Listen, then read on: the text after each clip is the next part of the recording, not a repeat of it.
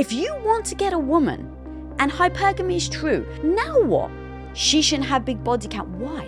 Is it an ego thing? Are you worried that they've seen so many penises that they're going to judge yours and think it's small?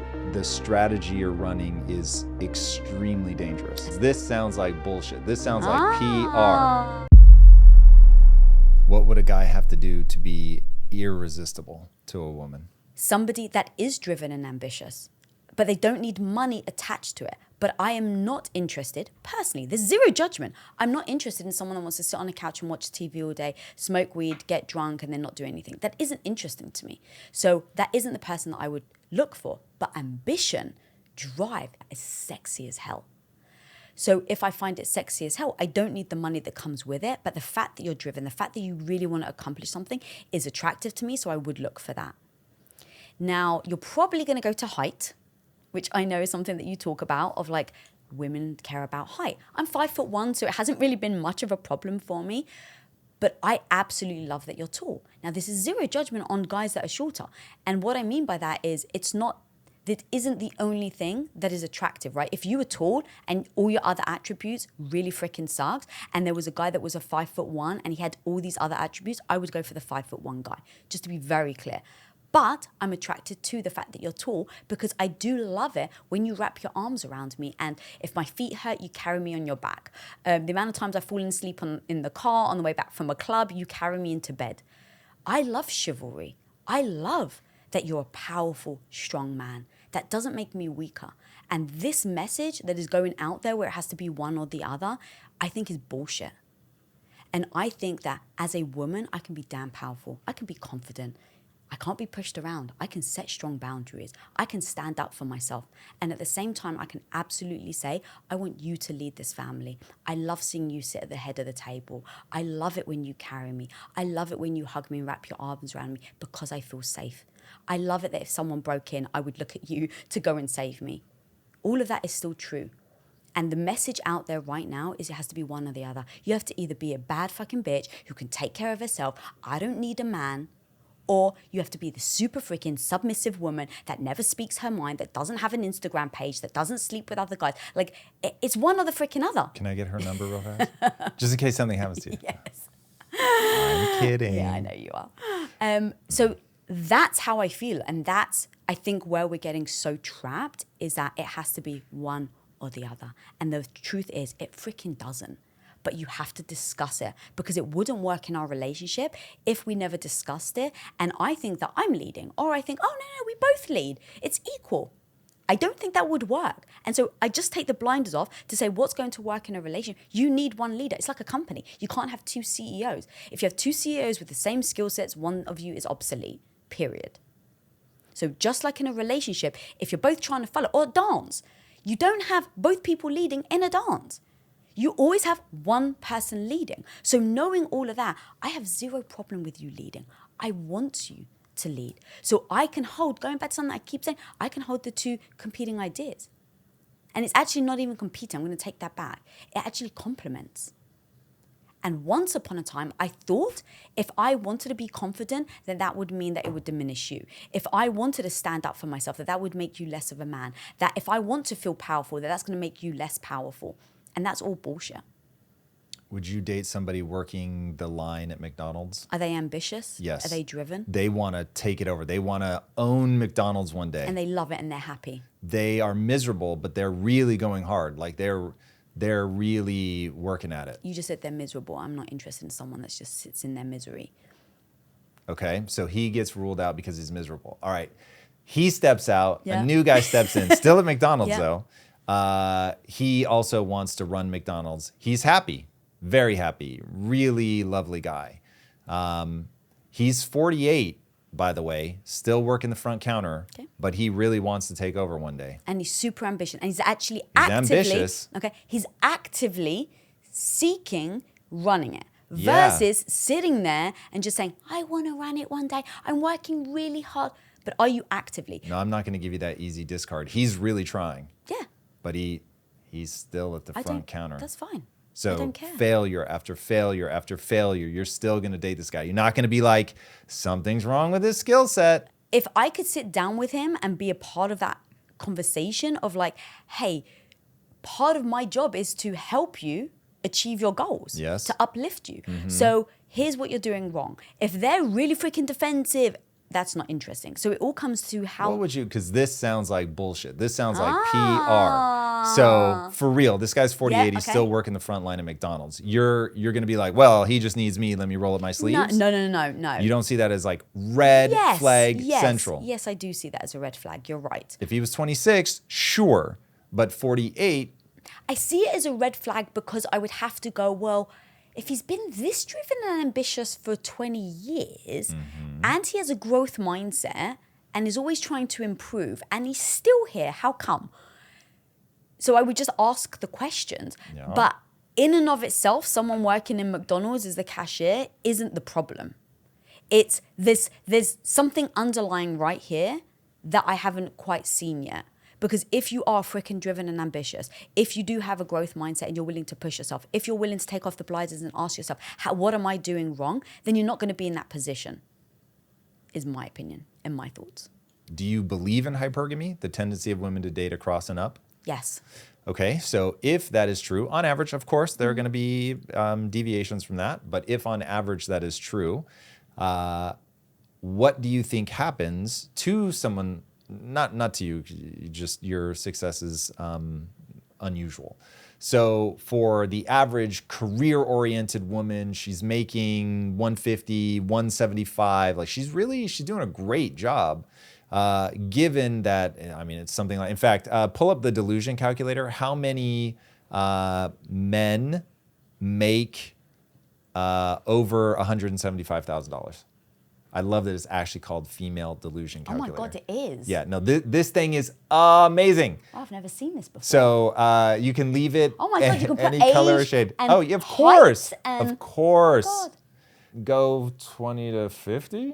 20 years old to 50 years old. Yeah. Okay. Okay, so that'll just give us a broader swath of humanity. Minimum income 175, please. Minimum height 6, that's Yeah, you can lower that Yeah, I down. was gonna say You that's said a you'll go all the mistake. way to 5'1". Let's get crazy. There we go. yes. Oh, I so did. wait, you're about to No, say no, that was no. a lie? No. I said if you take all of this, if you take all of these attributes. What do you want us to put?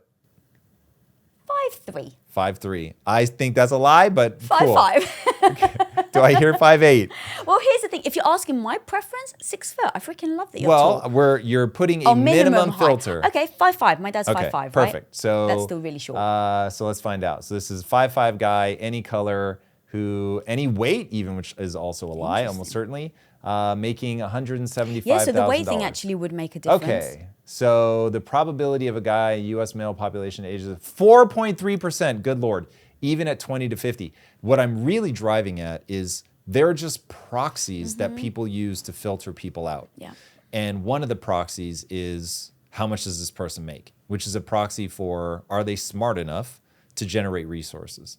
And so depending on your age, we got together young enough, you weren't asking how much I was making, but you ran an assessment, and might I say you were quite accurate, on whether I would ever be successful.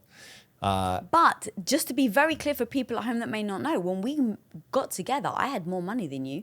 You were in college there, and my dad was very comfortable because Yes. he'd worked so hard. So just as a context, I didn't care about the money, even just meeting you. No doubt. But I made you poor.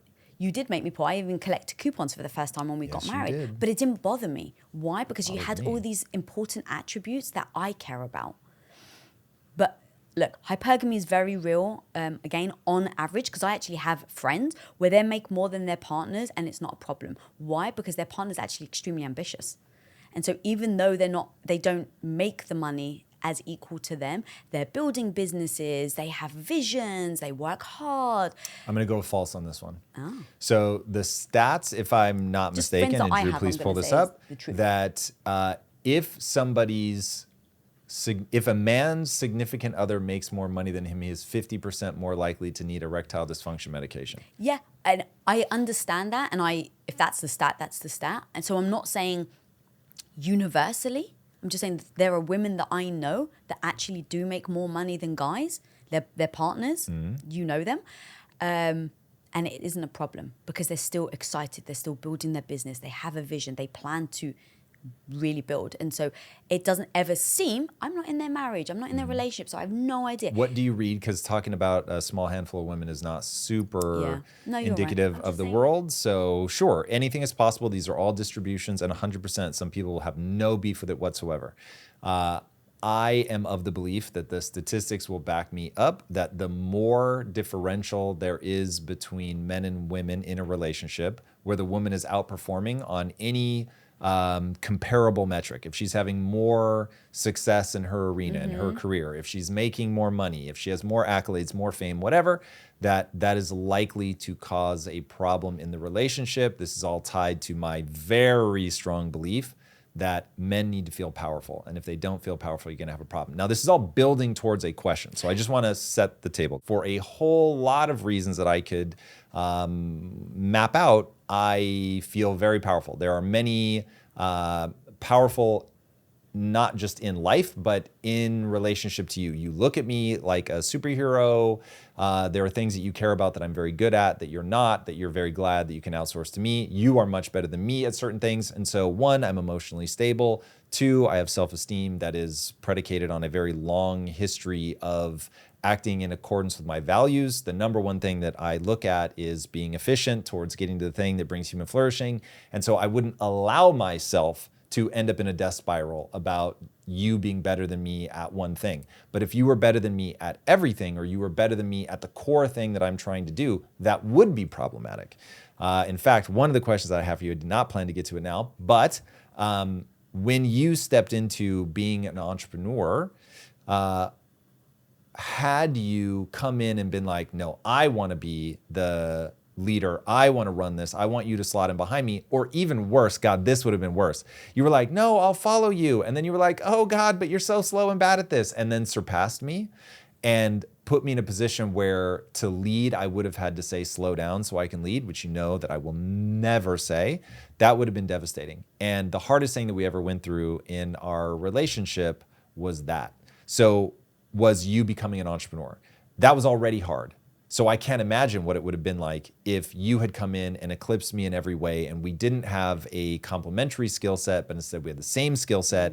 And what you said earlier, that if you think the same, one of you is obsolete. And if that the person who was obsolete had been me, that would have been brutal.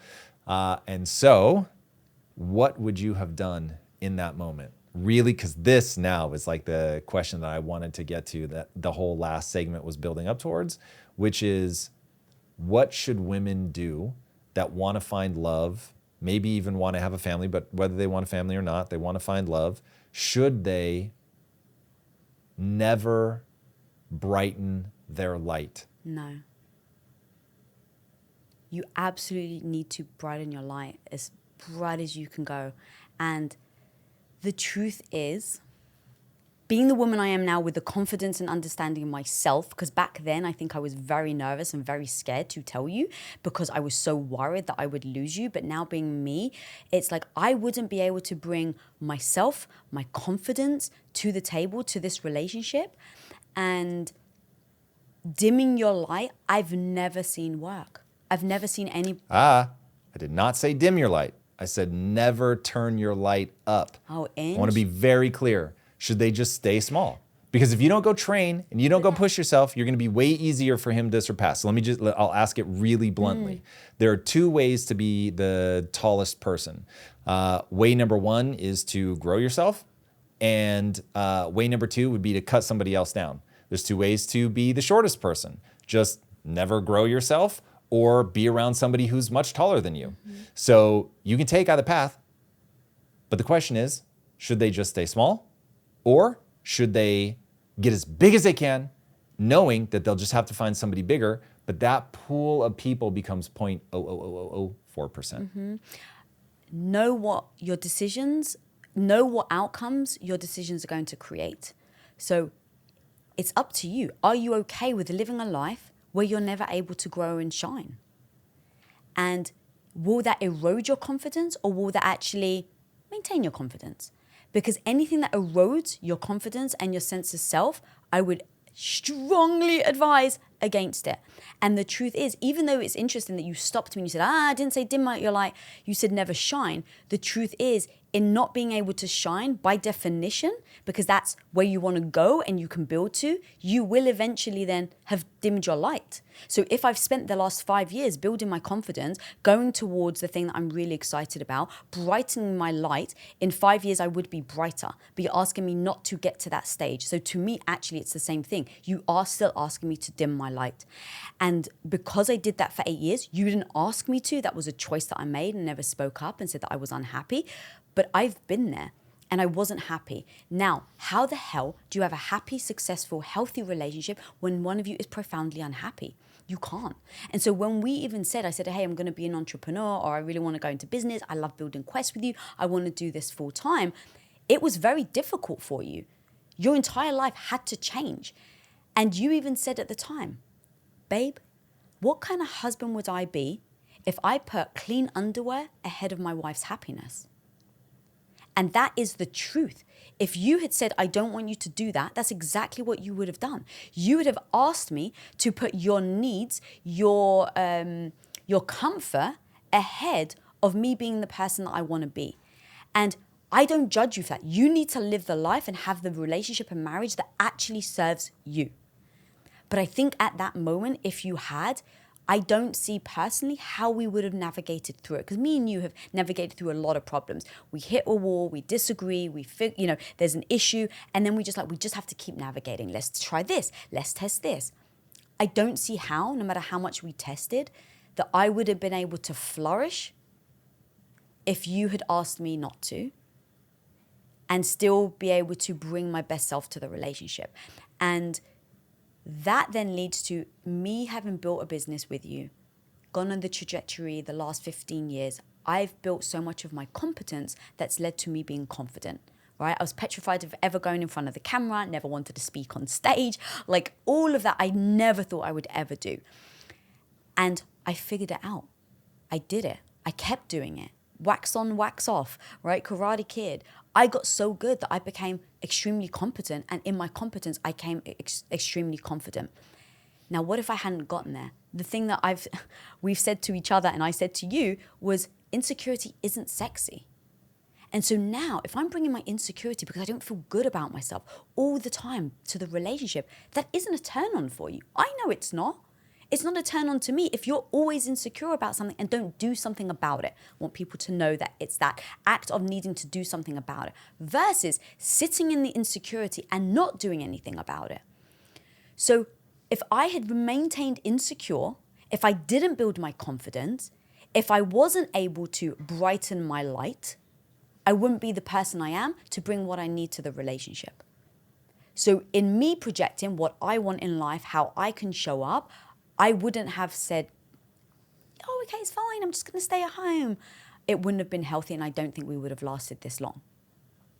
Agreed. That you're answering phenomenally well for the N of one experiment that is you. Mm-hmm. But what I want to know is hypergamy is real.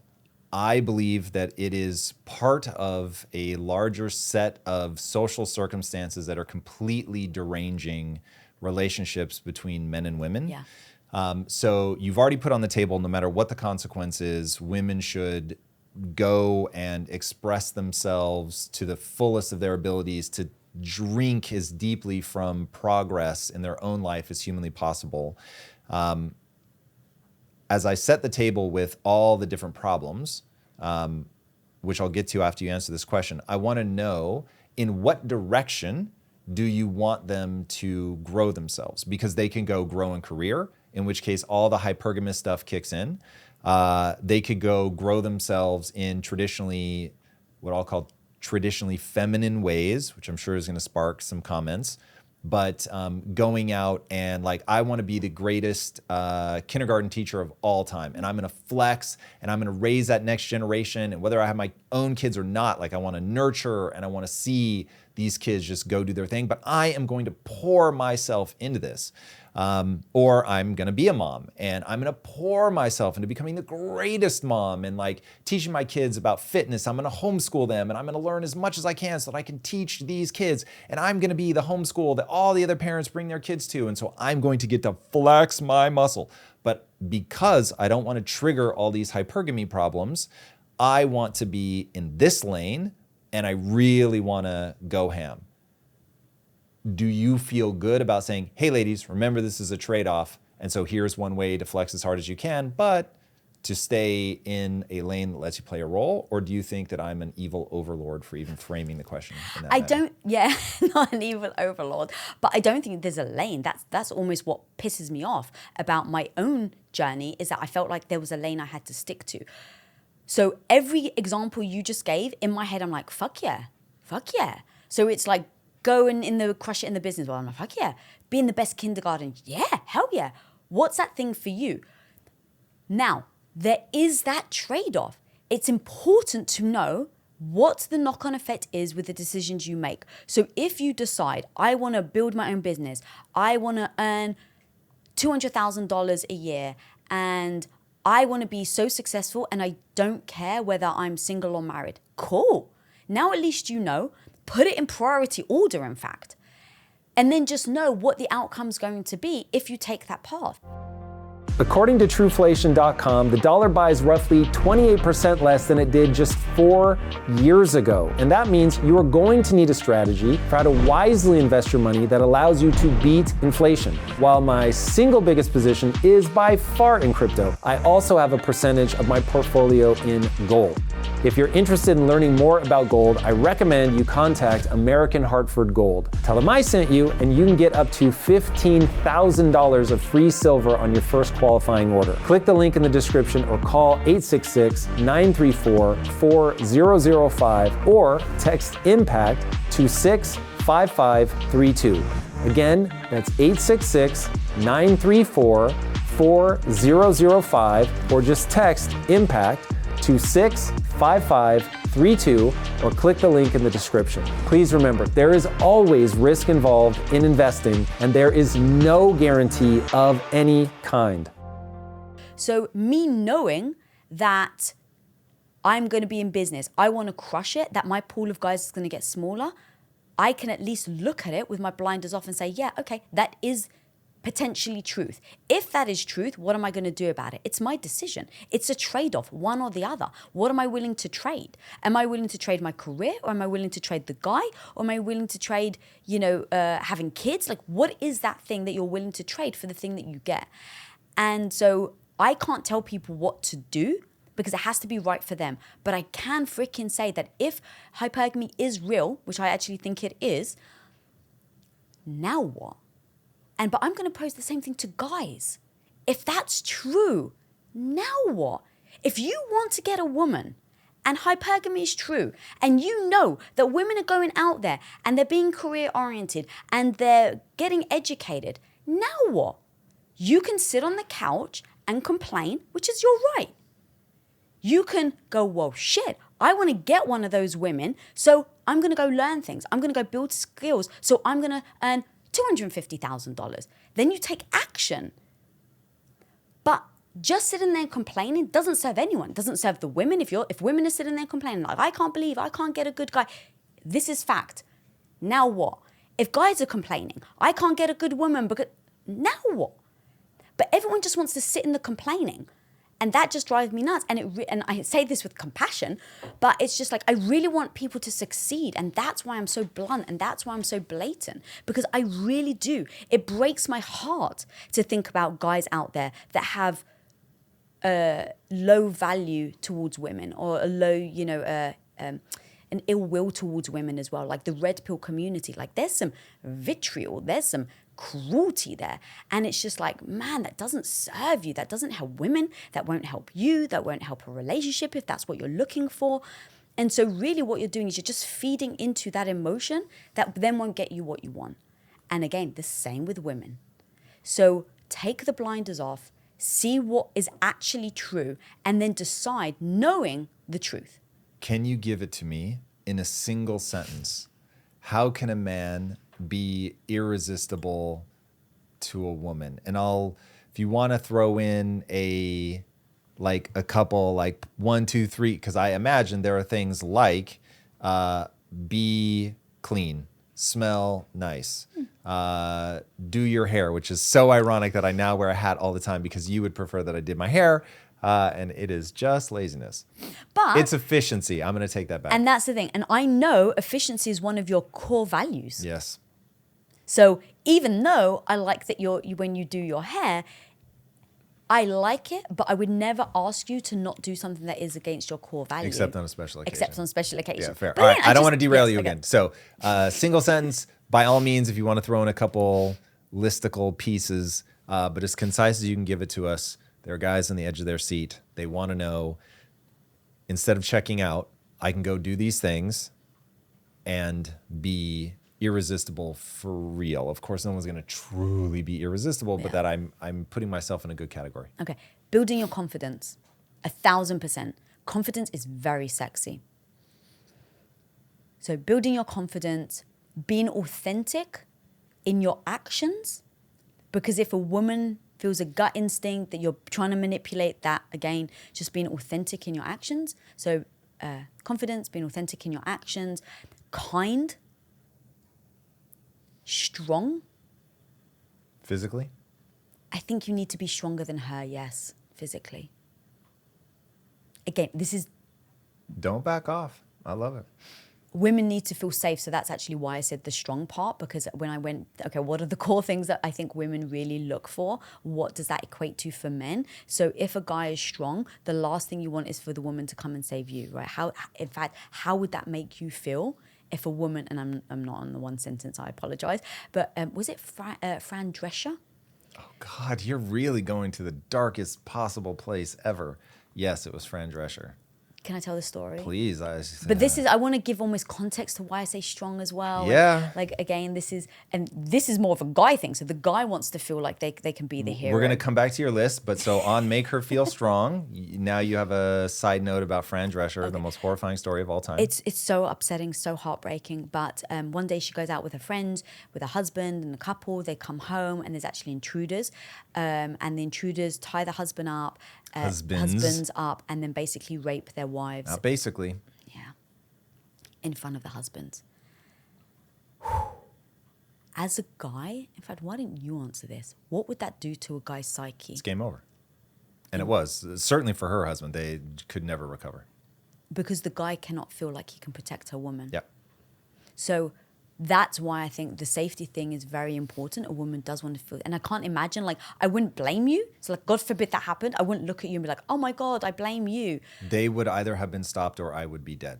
Like, those are the two options on the table. I can't say that I can overpower them, but I can say that I can die trying. Yeah.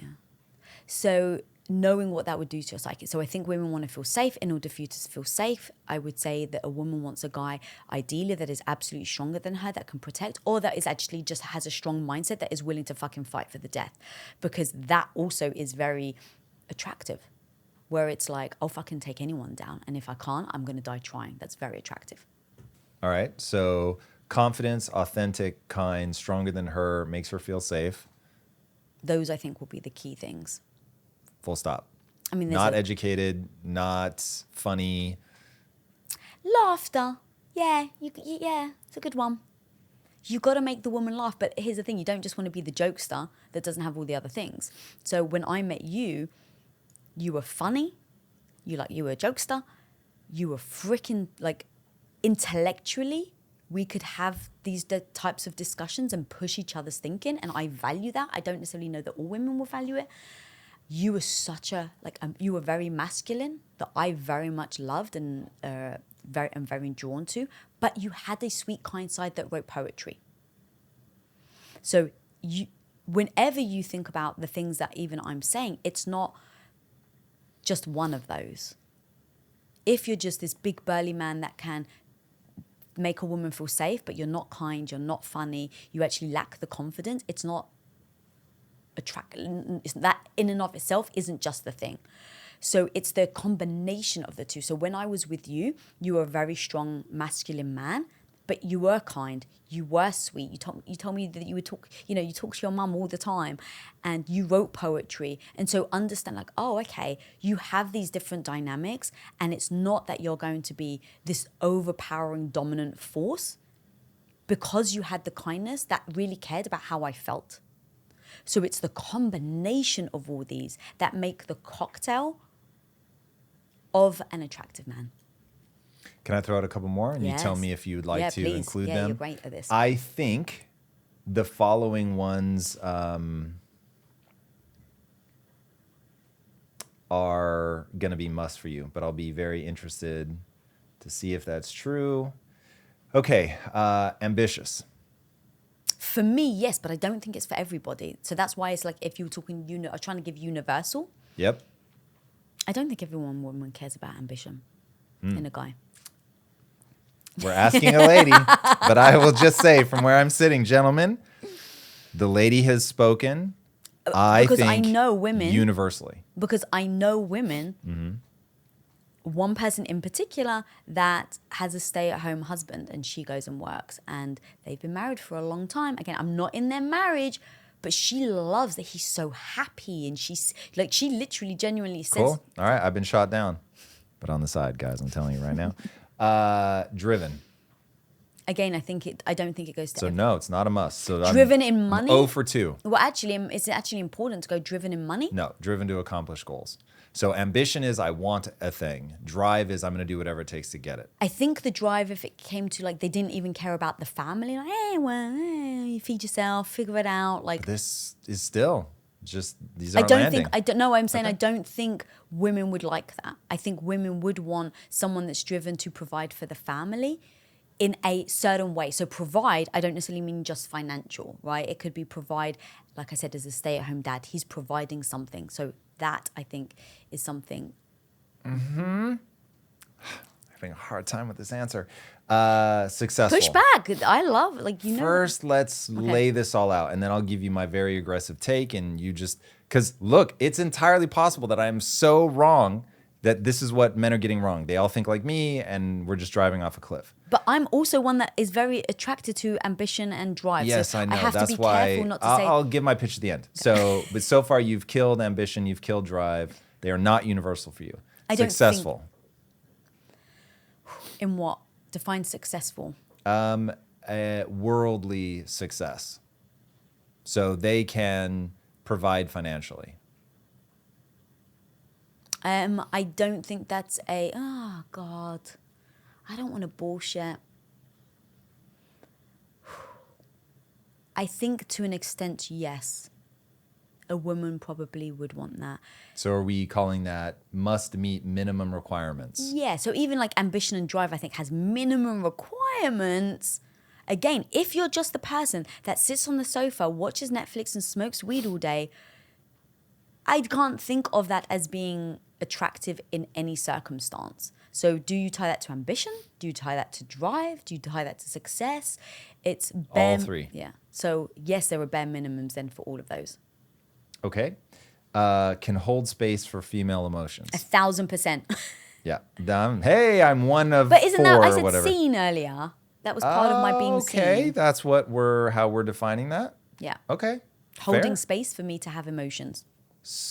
Okay, well, actually, in fact, the thing that you and I fight about all the time, you'll get 9 words into a sentence and I'll be like, yes, I understand exactly where you're coming from. I can steel man it. I'll explain it as well or better than you.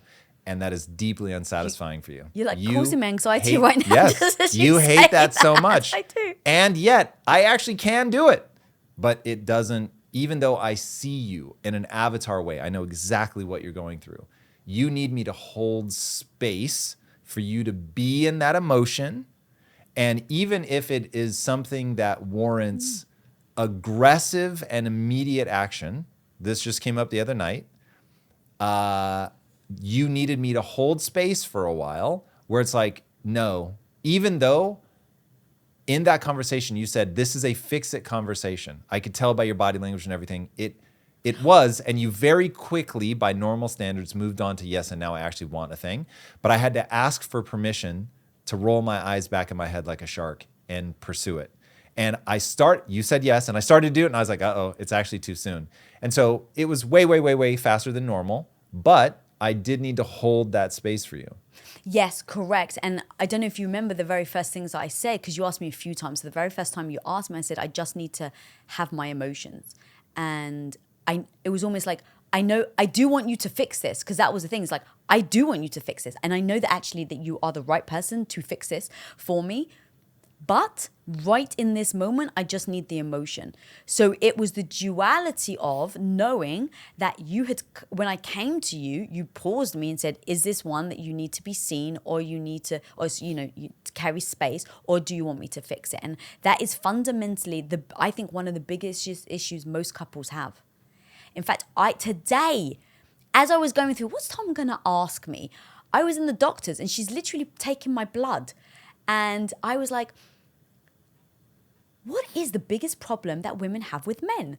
Because I was like, what are the sorts of things that your audience are going to want to know? And so I turned to literally the nurse, and she's taking my blood, and I'm like, what's the one thing? She goes, he doesn't just hear me out. He's always trying to fix it. I didn't even preempt her.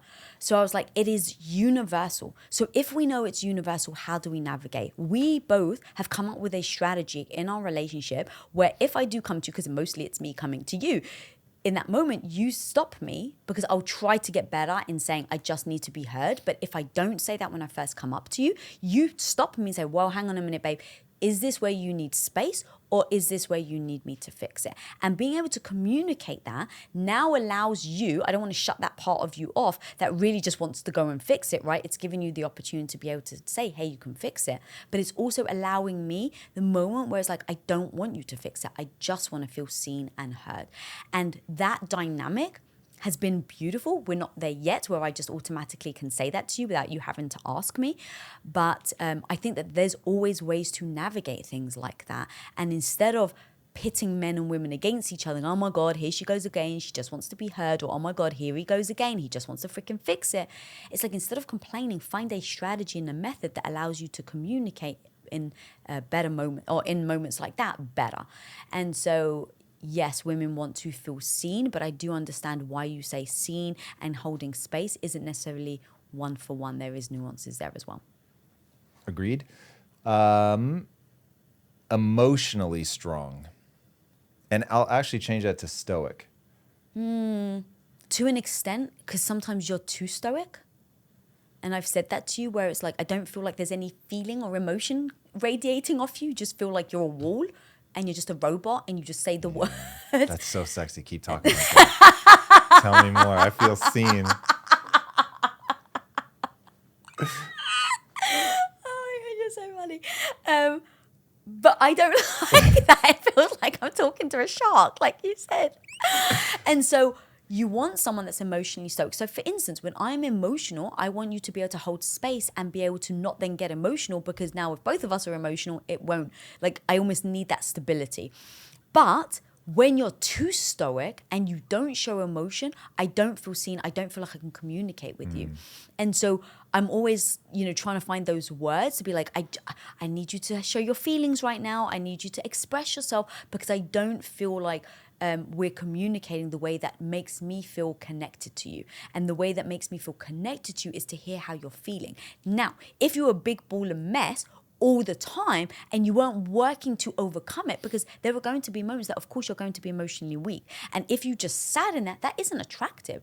Just licking your wounds over and over and over again. But I assume it's not attractive on the other side either. So as a woman, I don't want to do that. And as a man, I don't think that's healthy either. So you don't want someone just staying in their emotion without actually trying to navigate it. Again, not saying everyone's perfect. There's going to be a million reasons that you're going to have to stay there for a month, or you're working on it and you keep stumbling and you keep going backwards. Like, I have tremendous compassion and understanding for all of that. But are you doing something about it? So even with the emotionally stoic, there is that line. And then one more thing. There was an episode in Sex and the City that I feel so seen when I told you, that's how I feel. Sometimes when I feel hard done by, or I feel like unjust, or someone's trying to disrespect me, that's where I get triggered. Now, when you're sitting there going, no, it's fine, babe, it's fine. There's a part of me that's like, I want you, in all honesty, to fucking posture right now and I want you to defend me, and I want you to have my back, and I want you to feel as I feel right now, unjust. I want you to feel freaking unjust. Now look, that won't serve us, especially when we run a business. But the truth is, in that moment, I feel like if you do that, I actually do feel seen now. Now, we've had to navigate this, and there's a scene in Sex and the City where Carrie gets really annoyed about her neighbor. And she gets really annoyed, and her boyfriend, Aiden, just doesn't he doesn't understand. He doesn't see her. He doesn't get where she's coming from. And so over and over again, she's really upset, and he just not dismisses her, but doesn't match or at least show that he's seen her. Then eventually it gets to the point where shit hits the fan, and he comes in and he's fucking furious. And immediately she goes, yes, thank you. And what does she do? She jumps in his arms and she kisses him. That's how a woman feels when you feel unjust and the guy matches you. Now, I've got two parts of me. The emotional side that I really want this, but the actually completely emotionally sober side of me knows it's not healthy. So going back to the emotional stoic thing that you said, is that I want you to be emotionally stoic. I want you to be able to be there for me when I don't have that emotional stoicness in myself. But if you go to robot mode, women won't appreciate it. They won't feel seen. And if you don't try and open yourself up to hearing her and hearing why she feels like that, she won't be able to feel connected to you. And so that's how I feel about emotionally stoicness. So I'm going to add a splash of in-sync emotional instability. Does that sound about right? Yes. Nice. Okay. Yay, at least we know. Leadership. For me, yes. For women. It's never going to be 100%, but I'm talking averages. So here's the truth. Again, I almost feel like I always have to caveat it because I'm saying it from... If you think this is wrong, just say. No, I actually think women do want leadership in a guy. So what's the problem? Because I don't want women to feel like they can't lead. But I think if people go to their truth, most women do. Can I make a slight adjustment that Please, I think yeah. will nail it? Yeah, please. Default leadership with enough self-awareness to know when his woman is the right person to lead, and he has no problem being like, yeah, this makes sense for you to lead in this moment. Absolutely. I love it. That's 1,000% true.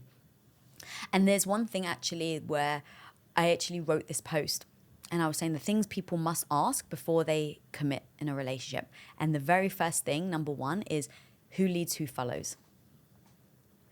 And as I wrote, I was like, oh my God, I'm going to get so much hate. People are really going to fucking hate that I said this. But it's true.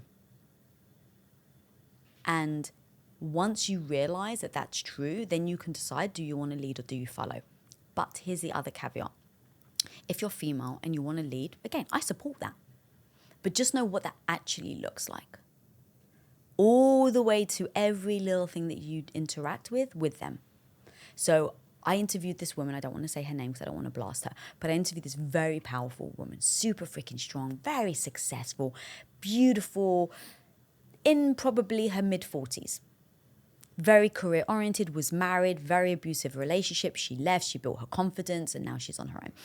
She's telling me about this boyfriend of hers, and he's like 10 years younger than her.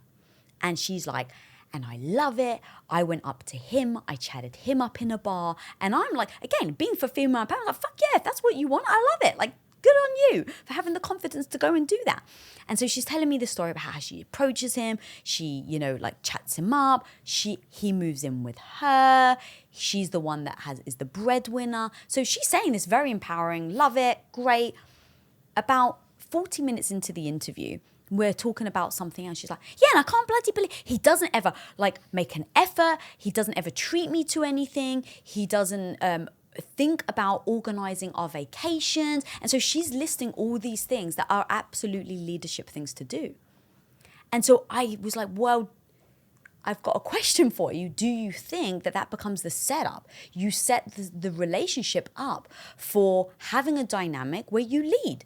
There's nothing wrong with that, but you then can't change the direction or that order without actually then discussing like, hey, I know that I was the one that came onto you. I know that I take over in this relationship as the leader, but actually right now I want you to. If you don't have that discussion, why would he take the lead? And so that's also the other thing that I just want to urge anyone listening is that once you decide, actually play that out of what it looks like. And then don't just then change your pitch. It's like people who say, I really want a guy that's very successful, right? Like they say again, I want someone like Tom. Okay, but are you okay with the lifestyle it brings you? Kind of coming full circle. And most people aren't okay with the actual reality of what that brings. So when it comes to leadership, if you want to lead and you're a female listening to this right now, I applaud you. But just make sure you have, you've taken the blinders off and know what that actually means all the way through to the end of the relationship to maybe hopefully you're with each other for the rest of your life. What does that look like on your deathbed? Play that out. Are you okay with that? Yes or no? I think that is a damn fine list in the end as we got some of the more nuanced stuff. Are there some paths for a woman that are better at yielding an outcome that will lead her to fulfillment than others? It depends what you mean by fulfillment, like anything? I'm trying to stick with your definition of fulfillment, which you used earlier, which is a little looser than mine. But a life that she will be proud of, that she'll feel good about herself when she's by herself and will be in alignment with the evolutionary drivers in her brain. Yeah. No. There's no directional difference. All paths are equally valid. Yes. This is part of what I struggle with.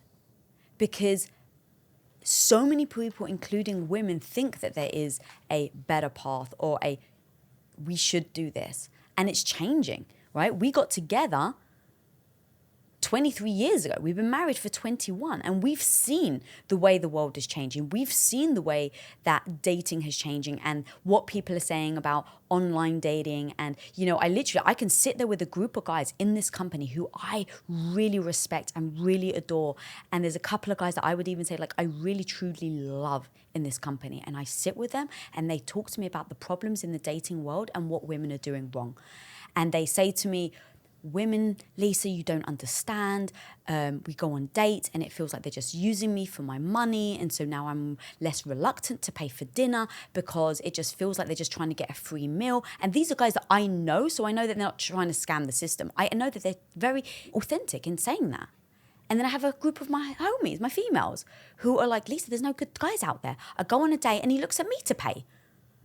Or, I go on a date and he doesn't even want to pick me up. He wants to meet me there. And there's all these things that then I also hear women are complaining about. And there's no right or wrong. It's just, these are truths. And knowing these are truths, if I've got the two people saying the same thing, I'm like, you guys shouldn't need to date because you're both complaining about the same thing. The problem is people are just staying in the complaint and not actually doing anything about it or shifting the way that they think and that they show up in order to do something differently. So a woman, for instance, one of my good friends, we had this whole discussion and she said, Lisa, I was going out on this date with a guy and just like you, because I am still old school, I believe in chivalry. So she was like, I believe in chivalry too. And so we go on a date and the bill comes and he just looks at me. And she was just honest. She's like, I'm a woman who likes to be, treated well on the first date and I expect you to pay. And his response was like, oh my God, thank God. He was like, I just went on a date last week and I went to pay and the woman almost bit my head off that I was going to pay because she was saying, I can pay for myself. So I do understand the problems guys are having where they're getting confused on the messaging that women are giving. But also the women are also getting those mixed messages where they're like, men are saying that women don't want chivalry. Here I am looking for chivalry and they don't give it to me. So it's like people are speaking different languages instead of kind of coming together or just saying, what is it the thing that I want? What is it that you want? How can we start to talk in a healthy manner in order to get to the goal that we're both looking for, which apparently is, from what I hear, right, they want healthy, loving relationships. So in my opinion, how do we solve this problem instead of how do we come at each other with this problem? Okay, so you said that all paths are equally valid. I would like to see if I can get you to reconsider that stance. Because you don't believe it. I don't believe it, but you walk me through. Maybe I'm crazy. But let me paint a path that is some small percentage, but it's It's the path that everyone points at when they want to have the argument about the derangement of culture. And in fact, I'm going to plant an idea I want you to start thinking about as I think through this. Something is deranging culture. If you agree with me on that, I want to know what the essence of it is. But here is a path that I think is very, in terms of the symptoms, shows a lot of the symptoms of a culture that is deranged. So you get male style sex in their 20s. Male style? Yeah. One night stands, don't get in your feels. I'm just here to Tinder and then I'm out and I've got a high body count and I've had a lot of fun and what's it to you? And then you get OnlyFans models. So they are recognizing that the male gaze is monetizable and that men are feeling lonely. Men want special access to females in a sexual context, that they can sell that. There was a woman that made like 10,000 pounds. I can't remember her name, but selling her bath water, and some of her stands, I don't know what else to call them, drank the bath water when they got, just like crazy stuff. So you also have the sugar baby phenomenon. So you probably won't know who these are, but there's a show called Fresh and Fit. I think it was Sneeko, Drew, can you back me up on this? That got a sex worker pregnant. There's a lot of controversy around whether she was actually an OnlyFans model or a prostitute and whether he knew and all this. But anyway, he met her on a sugar baby site. So it's women that are looking to be quid pro quo. Maybe you pay a little bit of my rent. Maybe you pay my car insurance. Maybe you buy me a car, whatever. They come up with different arrangements. All of that being not only a thing, because of course there have always been relationships like this, but that OnlyFans is celebrated. Like, oh, you have an OnlyFans account. You're making how much money? Like, wow, that's amazing. And certainly you'll get, again, small subset. I am certainly not saying that this is common, but it's common enough that it's really the lightning rod for the culture war around this, that it is so prominent. Strikes me as like every alarm bell people have should be going off.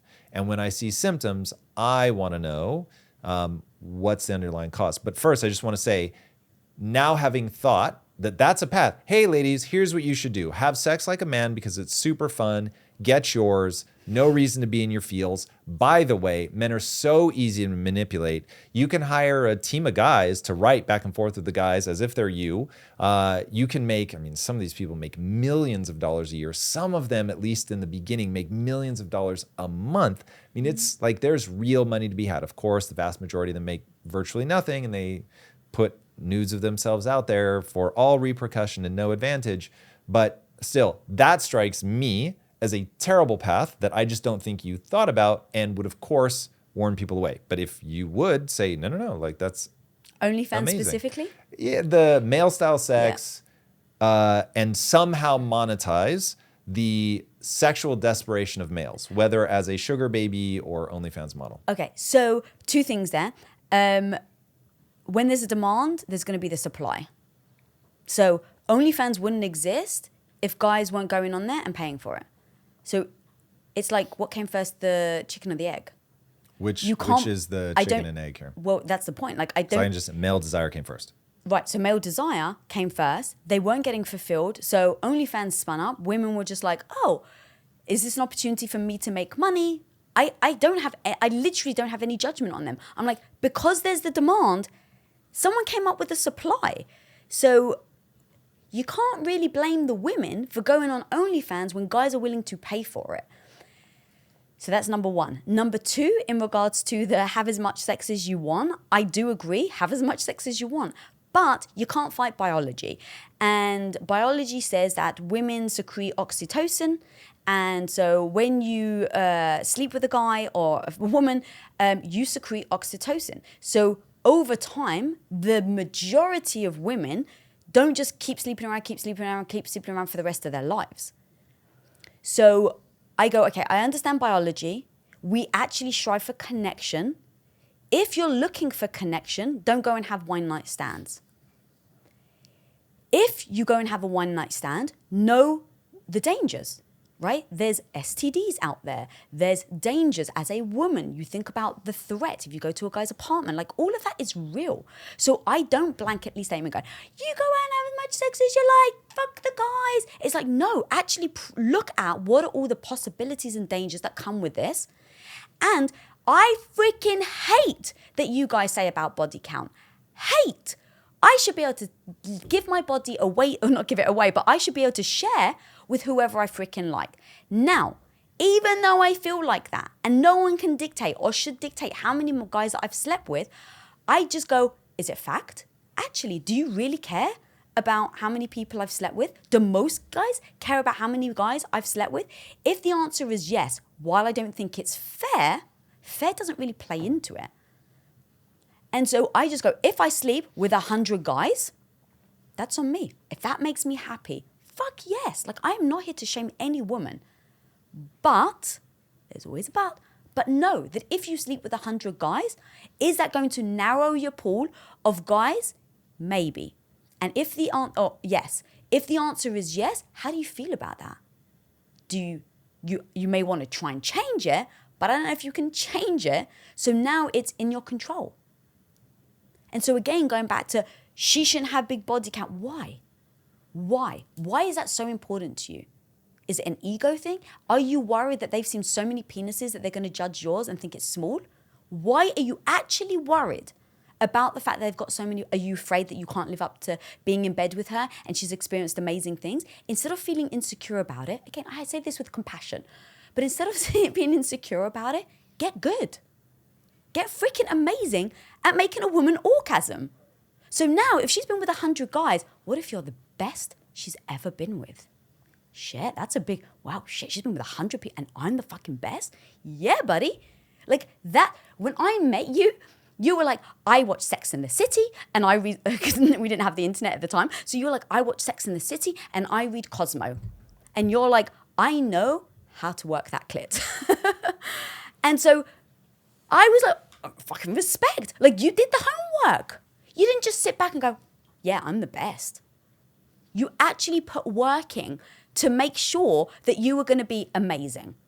And so you can feel defenseless. You can feel like the victim, which again, I don't want people to feel. I feel really badly that guys are feeling like that.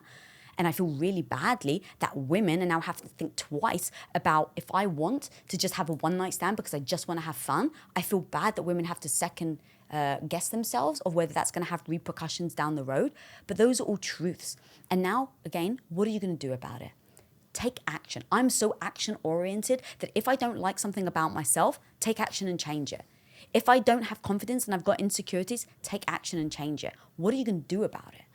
And I don't feel powerful. Personally, I don't feel powerful if I get in the submissive situation or in the victim mentality. I feel powerful taking action. So if I say I don't like something about myself, in then trying to pivot and get to my goal and change and build that skill set and get better, now I feel powerful, even if I'm not there yet. But I understand that it actually makes you feel powerless in that moment where you can't do anything about it. So I just urge people to flip the way they think, take action so that they're not sitting there worried, how many women have they slept with? How many men have they slept with? If you don't like that there are OnlyFans out there because people are charging, then don't use it. If you feel like you want connection and you don't know how to get it, I understand that. I have compassion. Try to figure it out. Go on the journey of figuring out how you can be with a woman or be with somebody that is worthy of you. Become the person that you're worthy of being with. Like, we all say, I want this person, but are you the person that is worthy of getting that person? And so the more you lean into OnlyFans, the more now you're not taking action on building your self-esteem and building your confidence in the areas that you actually feel inadequate. Well, the beef with OnlyFans is more that women are doing it and they think it's okay because they're not actually having sex. Why isn't it okay? What is wrong with me taking a photo and saying, does anyone want to pay for this? Anyone? Why is that wrong? Would you think it a bad look on me if I was like, I don't want you to post nudes on OnlyFans? I would ask you why. I wouldn't say it was a bad look, but I would dig deeper. I would say, okay, why? Would you be Why? surprised? Let me ask you. I will certainly answer, but first, would you expect me to be like, oh yeah, I don't mind? No, I think you would have a problem with it. Why do you think I would have a problem with it? Because I am showing my body to other people. And I think you specifically, my husband, Tom Bilyeu, right? Yeah. Okay. I think you feel like that's yours to see and protect. You're not a jealous person, so that's why I don't go to, oh, you're jealous that other guys are going to drool over my photo. So it's the only thing that I can go to. Yeah, I think that it's a very deep and complicated thing. There is a sense of that's mine. Now I'm speaking now abstractly, because that would be less troublesome for me, but I think that will be a big thing for a lot of guys. Some of the complexity around that specifically is that's very exploitable, and I would not want that. There is something, even if someone were generating AI imagery of your body, I would not like that for that same reason. That's super intimate, and sharing that I think is really high risk. All right, so, but setting aside my answer, because I want to keep mapping out how you think about this. So, as I try to predict what you're about to say, I find that my prediction engine on this topic is completely broken. And so as I ask myself, okay, I'm obviously unmoored from the way that you think about this. Did you think I would be against OnlyFans? Yes. And I think by the end of this conversation, I will maybe be able to, I'm not setting out to convince you right now, but I think just in nailing down some of the things I'm about to ask you, you might go, okay, yeah, I really hadn't thought about some of the knock-on effects yet, but maybe I will find that the opposite is true. What is your North Star as you think about advising women on, because remember, I'm still anchored around, a woman comes to you for advice. There are a lot of paths that she can pursue. I have a feeling that what we're going through right now in culture is people realizing we tried one path and that has not yielded the outcomes that we wanted. And so I think culture is, while somewhat blindly, is going to be searching for a new path to point men and women down, because the current path has completely deranged culture, I believe. So for me to update my prediction engine, I need to know what your North Star is. In life, or when giving somebody advice on what path to go down in life, your North Star is? I would say, what do you want, like when you're 80 years old, what do you want your life to look like? And that then predicts and gives you the blueprint of what you now need to do. So when I'm 80... And there's no bad vision to have when you're 80. Bad vision. So... Hey, Lisa, I've thought about when I'm 80 and I want to be in ill health. I want to be effectively dying of syphilis. I want to make sure that I'm completely alone, that even my cats won't be near me. I want to be on the dole from the government and just being taken care of. I want to die a nice, slow, painful death. You'd be like, okay, word, let's talk about how you get there. No. Very good point. No, I would say you're delusional to think that that's going to bring you happiness and fulfillment again. Okay, so is happiness and fulfillment the North Star? Yes, but happiness again it's not concrete. It will ebb and flow. And so are you living every day in building those moments of your happiness? So for me, I feel very good about myself when I've built my confidence. So I can tackle anything that I'm terrible at, insecure over, because if I do it enough, I know that I will get good enough to be confident. And so the path of growing my skill sets in order to build my confidence is actually very fulfilling for me. So are growth and confidence steps on the way to the North Star of fulfillment? Yes, that's a great way of putting it. Okay, so fulfillment is your North Star. Yes. So you're 80, and dear person who's asking me what path I should walk in life, all I know is we want to be 80 as a proxy for old, and saying, I did hard things, I pushed through, there were ups, there were downs, but through it all, I lived in a way that fulfilled me. Correct. Okay, now I need a definition for fulfillment. What is the recipe? In fact, not a definition, a recipe. What are the things in the abstract that one can do that will, as close to assuredly as possible, lead to fulfillment? I work hard to build skill sets that allow me to serve me, my goals, and the people I care about. Okay, so basically the impact theory twist on Yes. fulfillment. Yes. Okay, so working hard to build skills that are good for you and others. Correct, yes.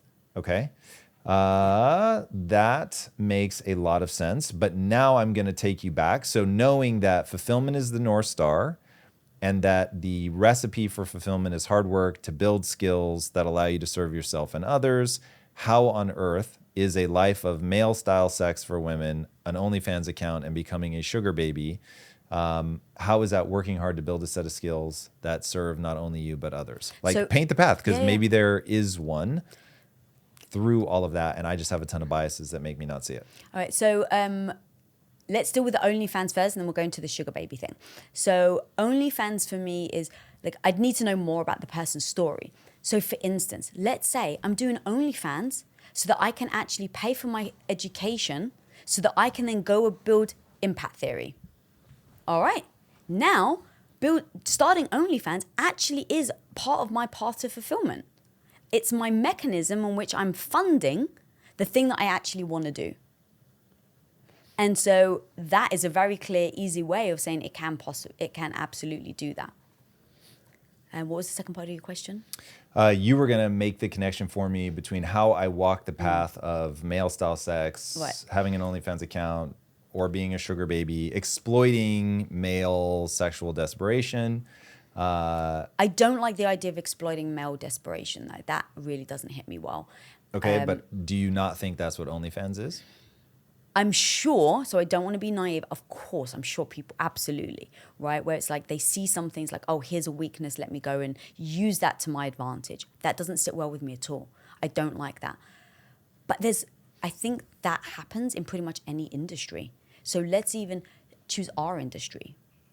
We very much are very authentic and actually wanted to help people. We know a lot of people in this business that also have exactly the same heart, and they're working hard in order to really help people.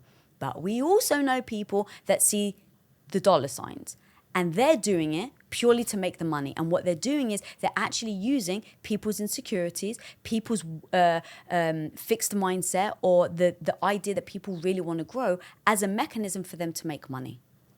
So I think any industry has that. And OnlyFans is highlighted because it is against men. That is why I think this has become such a big thing, where the red pill community are now really speaking out about it. And again, I have compassion because I don't think that's nice, that's not kind. I'm somebody who always tries to greet people and help people, not make them feel badly. But I don't want to pretend like, oh, OnlyFans is the only industry that does that. Absolutely not. We women get that all the time. They exploit the fact that we want to feel beautiful. So they sell us all these creams and stuff that don't bloody work. But they exploit the idea that women want to feel beautiful. So the beauty industry is the same. So there's every industry, I could literally one after another probably peel apart where they actually exploit the user. And so I'm not saying that OnlyFans doesn't have that, but also there might be people out there that are paying for their kids' college. Let's say it's a single mum where the guy has been verbally abusive, physically abusive, and they take their kid out of that marriage, but now they don't have a house, they don't have a career because maybe they decided they were the stay-at-home parent, and the guy has manipulated them, hidden the money, like all of this shit happens. And so they end up with a kid and not even a roof over their head.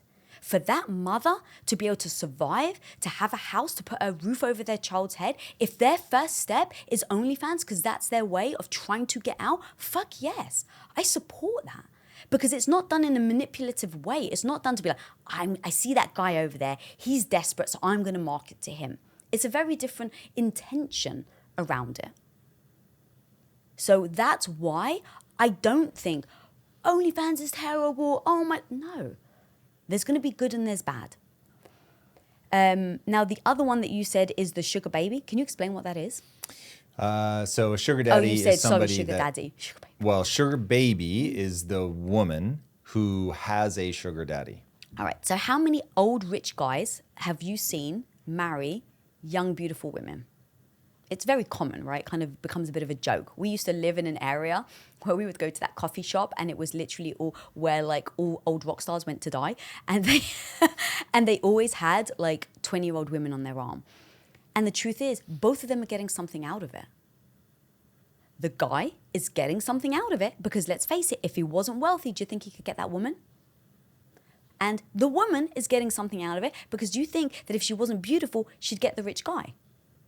Now, of course, again, I'm being very generic here. So, of course, there are moments that there's going to be authentic love. I don't want to paint just a brush over everything. But on average, let's just be honest.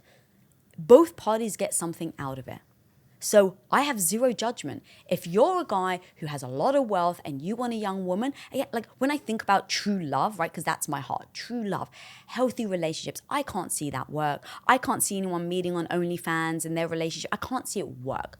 Maybe it can. I hope, like, you know, I try to live in a like positive world. So maybe there are places that you can actually find true love. I just don't think that will exist in those dynamics. But if you know that true love isn't your North Star, and maybe right now you're the guy that's wealthy and you're like fed up and you just want a young woman who just looks pretty and doesn't say anything, and so you decide to throw your money around and splash out on her, and she's very reciprocating, who am I to judge? But then vice versa.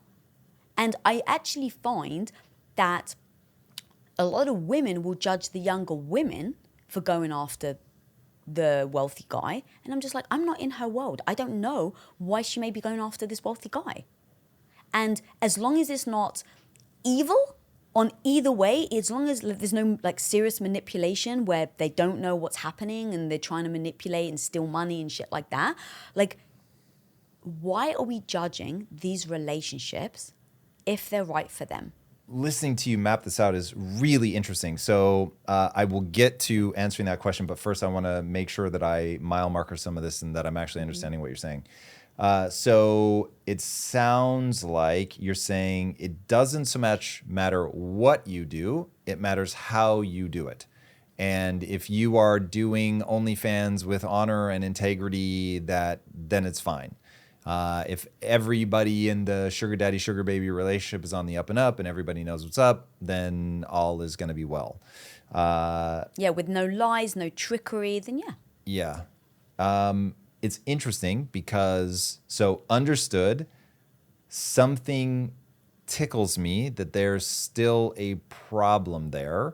And this goes back to why I think religion is such a good stand-in for, hey, here is ancient wisdom on how to align yourself with what Mother Nature wants you to do.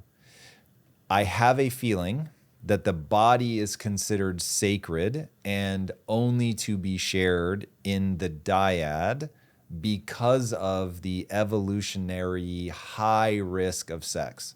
For women, getting pregnant with the wrong child, just childbirth often killed the woman. I mean, the rates of mortality in childbirth used to be astronomically high. I don't know how high, but I'm going to guess in like the 10 to 15% range. Like it would have been very appreciable in a prehistoric period. So we would be hardwired to be women are very coy and cagey about sex. They don't pursue a male strategy for, I think, a very wise evolutionary reason.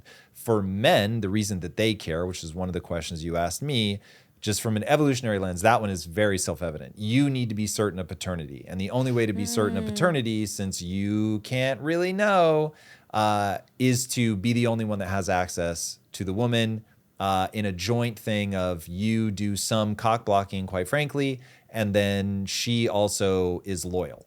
And so you get that dynamic of like, he's protective, he's a little bit jealous, and she is I wouldn't want to. I want to be with you and I want to have access to these resources. None of this is perfect. You and I have talked about this many times. The size of the male testicles tell you that we're in the middle. We're not completely monogamous, and we are also not just wildly polygynous. So we do tend to settle into relatively stable pair bonds. I have a feeling that while I get what you're saying about we don't want to be judgmental because we don't know somebody's circumstance, and I would much rather see a woman be able to have an OnlyFans account than her kids go hungry 1,000%. And quite frankly, because when you get into what is my intellectual framework, I think that freedom is a really big thing. And one of the things I was mapping out as you were talking is optionality seems very important to your worldview. And so you don't want to tell people what they can and can't do, but you've said 1,000 times in this interview, which you will get clipped out of context, so I feel for you already, but you've been very clear that, hey, people need to face the reality. These are trade-offs. And you can sleep with 100 guys, but there are going to be consequences. But hey, I'm not here to tell you how to live your life. I just really want you to open your eyes and be honest about, you have to assess all of this, including a lot of guys are going to care, including huge risk of STDs, including you're probably putting yourself in a situation where the risk of sexual violence goes up, and on and on. And I mean, not even to speak to the emotional vulnerability that women have during sex that men don't. And there's a big discrepancy there that women can get caught off guard by a lot. Okay, so I'm beginning to understand where you're coming from. But like I said, I think there are evolutionary reasons why that will leave the person feeling badly about themselves when they're by themselves. I think I have not gone deeply enough in this to really say that I have high conviction, but pretty high intuitively for sure, that any woman, I feel much more strongly saying that, any woman that exploits their body will have a profound sense of dis-ease. I don't mean modeling, but any woman that like really exploits what would spill into the sacred side of like, that's your body, it's a temple. I think there will be some algorithmic problems. I think long-term and on a big spectrum, yes. But there are some women that have found their freedom from confidence, with confidence and stuff by showing their body. Can you define how far you mean showing their body? Oh, yeah. So that's actually an interesting. So like we just went to Miami. There were women in the smallest bikinis, like it's like a mini triangle and it's like a G, like literally you see every part of their body except like the main parts, like tiny little bits of fabric. They're like owning their sexuality and they seem confident and they seem happy and they seem like, it's not like they're evil sexual, right? It's like they seem like genuinely embodying the happiness of owning who they are and their sexuality in their body. So I don't think that every woman feels like it's this exploiting thing. But it all depends on how you're doing it, why you're doing it, and if you feel forced to do it, if you're doing it because you don't have any other means of revenue, right? Like that can be a problem, I think. So there's so many different reasons, but I don't necessarily agree 100% that all women will find it in that manner. Yeah, it's interesting. So you're touching on another thing that I think is very real, that is very much outside the scope of what we're talking about right now, but women like to be the center of sexual attention. So yes, going to a party, a woman liking to show off her body, but I have an intuition that something breaks when they are monetizing it. That I think a woman at a party who chose to be there, decides how much she wants to be ogled, feels very differently than somebody working at a strip club where she has to let somebody touch her more than she would like because she needs the tips and that's how she's making money. They're just, again, I have an intuitive thing. I've not explored that a lot, but I have a feeling, going back to just the overly simplistic, evolution does not want you to do that because of the high risk situation that you're putting yourself into, that it's going to trigger things in guys in terms of paternity. I mean, there's just all kinds of complexities around that. Again, I'm giving a very simplistic version of that. But okay, so going back to the core question, which is, are some paths better than others and some worse? And I think any time that you have a specific aim, there are going to be things that are better and worse. Now, I've given a definition for what I think makes something better: efficiency, of moving towards something that uplifts you and others. I don't know if we've nailed down. So optionality is a big thing for you. So it might be the thing that leaves open the most options, and is very honest about the consequences of anything that you choose. So I think a lot of your answers are going to sound something like, hey, I want you to do what makes you happy, but you need to be really thoughtful about, does this actually add up to fulfillment? Am I closing doors that I might not want to close? Since you would advise them to deal with the world the way that it is, not the way that you wish it were, you're going to be talking about, hey, some guys aren't going to like this, so they're going to shut doors. So, go ahead. Oh, it just actually reminds me of the marshmallow test. So know that right now, yeah, you've got one marshmallow in front of you and maybe you're hungry. But if you don't eat that marshmallow and you stay hungry a little longer, you'll get the 2 marshmallows down the road. So in case people don't know the study, they probably do because they've watched you, but just in case, they put one marshmallow in front of, they brought these kids in, they did the study, they put one marshmallow in front of the kid. They said, okay, I'm going to leave the room. When I come back, if you don't eat the marshmallow, I'm going to give you 2 marshmallows. And the kids that didn't eat the marshmallow and sacrificed that momentary happiness for future gains, they followed them for like 30 years. And over the 30 years, they realized that those were the most successful people. So the people that are willing to make that momentary sacrifice for that long-term gain is at least a part of success. So whenever we're talking about things like this, I urge people to ask themselves, are they taking action for this momentary satisfaction? Because it may not serve your long-term goal or your long-term success. So just be aware of that thing, that if you eat the marshmallow now, you're not going to get to later. And now what life do you want? So for me, I'm always I've adapted and grown and really built my skill set to be the person that doesn't eat the first marshmallow. So I am more than happy to sacrifice my momentary happiness for the long-term gain. And so if we're talking about, let's say, sex, and you're like, I love sex and I love having orgasms and I find this so satisfactory, but if I sleep with 100 guys, let me just be honest, even though I don't actually like the idea, because I think if women want to sleep with 100 guys, go ham, homie, like do you. But based on the things that you're saying and that other people have said, I take that as fact. So if you know that if you sleep with 100 guys now, that it can have detrimental effects to you finding someone long term, just know that. And now go, what are the things I'm willing to trade? Is it right now or is it in the future? Okay, the question I really want to get to is, how do you feel about the idea of, I have a prediction that culture is going to swing in the direction where they say, hey, ladies, the thing that no one wants you to dim your light. In fact, we want to see you flex as absolutely hard as you can, but there really are some paths that are better than others, meaning they will lead you to fulfillment that's more in line with, a lot of them are going to say God. If God is just an echo of biology, which I think it is because it's a cultural layer, that you want to go build up your skill set in an arena that feeds the family, reflects well on the family. I'm not quite sure the right phrase to put it, but that is not going to challenge your husband. So it's in different directions. So you're getting as strong as humanly possible in a direction he's not going to spend his time, that brings value to the family. So becoming a teacher, homeschooling your kids, being super mom, whatever. So flex hard, become the best you, but do it within the family-friendly path. Mm-hmm. How would you feel if that becomes the dominant message? I mean, I would be saddened by that, because now we're going back to where I was stuck in 2010, where it's, if you don't follow that path, you start to get the judgment. That judgment starts to force you to act in a certain way because you want to be liked, you want to have approval, you want to fit in with the crowd, you want to get that validation. And so now you're back to women not necessarily having the life that they actually want. They're doing it because they feel like they should, or the judgment now is just too much. They don't feel like they have the confidence to break out of that. We agree that culture's deranged.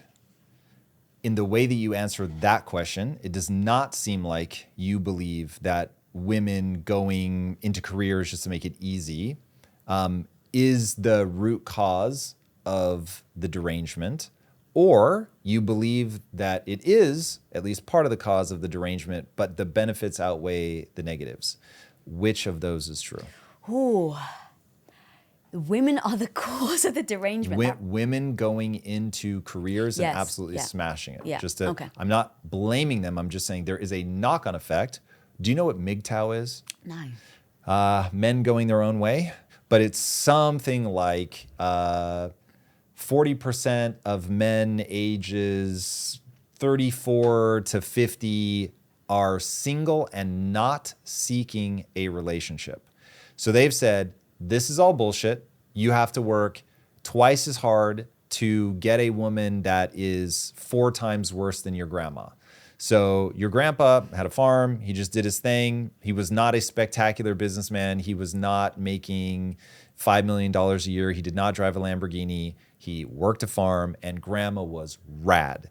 And so he got this amazing woman without having to hit these ridiculous standards because grandma wasn't out in the workforce. So when grandma is making $175,000 a year, it completely deranges culture. Not because she's a bad person. We all get why she wanted to do that. But you have a very meaningful percentage of men that have just said, I'm not even going to pursue a relationship. Now ask yourself, why did women want to go in the workforce in the first place? Why do you think that became a thing? I've really thought about this. And I go back to a story that my grandmother in Cyprus said to me. We got married, and I took you to Cyprus to meet my grandmother. She's like 4'7" or something, tiny, tiny woman. And she pulled me aside. So she just met you, I just got married, and she thinks she's going to give me the words of wisdom and give me the keys to a relationship because she'd been married to my grandfather basically since she was like 17 or something, right? Arranged marriage, Greek Orthodox, things like that. And she pulled me aside and she said, now look, if Tom ever hits you, don't worry, maybe you deserved it. Now, when you think about that message, it's like, it's funny, but if you actually think about that message, that's heartbreaking. So she had the idea and the mindset because of her culture, because of her surroundings, because of how she was brought up, that as a woman, you have to just embrace that maybe your husband hits you. That's heartbreaking. So when you think about why do you think women wanted equality? Why do you think women wanted to go to the workforce? So much of it was, for so long, we didn't have our own money. For so long, when you were married, what was it, like in the 50s? It wasn't even that long ago. If you divorced your husband, he got the children. So women don't have their own finances to be able to leave relationships. People didn't leave unhealthy relationships like that because they would lose their children. Or the stories also are, you've been married for 30 years. You give yourself over. You are that stay-at-home wife. You do nurture the husband. You take care of the kids. You take care of the house. You go to all those, like school plays. You bake all the cookies. And now when you get into your 40s and 50s, your partner who's been on the workforce goes and earns more and more money. And for some reason he decides, I want someone younger. You now don't have the money, you don't have the finances, you've spent your whole life giving it over to the family, only for the guy to leave you and you have nothing except for your children. You have no money to show for it. So when we talk about why women go into the first workforce really owning their lives, like we really need to peel apart why we got there in the first place, how we got there in the first place, and have we pivoted too much? I personally don't think so, in the sense of giving women the confidence or the space to be able to be who they are. But I understand it's having a knock-on effect, so I don't want to ignore that. But let's not just say women are now causing the problem because they're going into the workforce. My mum and dad got divorced when I was 7. My mum went back into the workforce after being at home for 15 years or 11 years. So then she goes into the workforce because she's already experienced divorce, and now she meets someone else. Well, is she going to give up her career again? She's already been there. She saw how that played out. So it's super important that we talk about the realities around this sort of thing instead of just blanket saying women were the cause because now they want to go out and work and they want to earn $150,000. Like it's so much bigger and more complex than that it has now become very bifurcating, very extreme, and we're not talking about the mess in the middle that I think is actually the most important thing we need to talk about. I have now met a ton of the world's most accomplished people, and while intelligence definitely matters, what sets them apart isn't their IQ, it's that they understand that there is a system to success. That exact system, the one I've seen countless successful people deploy to tremendous effect, is exactly what my wife Lisa Bilyeu detailed out in her best-selling book, Radical Confidence. She details what successful people know to their core. Radical Confidence covers everything you need to know to efficiently move towards your goals. There's a reason that this book has topped the Amazon charts in multiple categories, received countless 5-star reviews, outsold New York Times best-selling authors, and help countless people get unstuck and create momentum in their lives. The 11 steps outlined in Radical Confidence actually work, but no one can read the book for you or apply the lessons. So pick up your copy today at radicalconfidence.com. Again, that's radicalconfidence.com. Get started on your dream life right now. What's the mess in the middle? This whole stuff of why women are going to the workforce in the first place, that they feel trapped, that they want to be able to have their own money so that they can decide, is this person right for me? Instead of falling into a trap of, you should get married, the man should provide for you, and then he goes and leaves you or he abuses you. Too many women, babe, too many women have been through that. I've heard, having a show called Women of Impact, I've seen over and over and over how many women have been in that situation. And so I cannot be that person that encourages people to just, not even just, I don't want to say that, to be the stay-at-home wife without contemplating and processing what that means, what that looks like. And again, going back to, it was just in the 50s that men would get the rights to the children.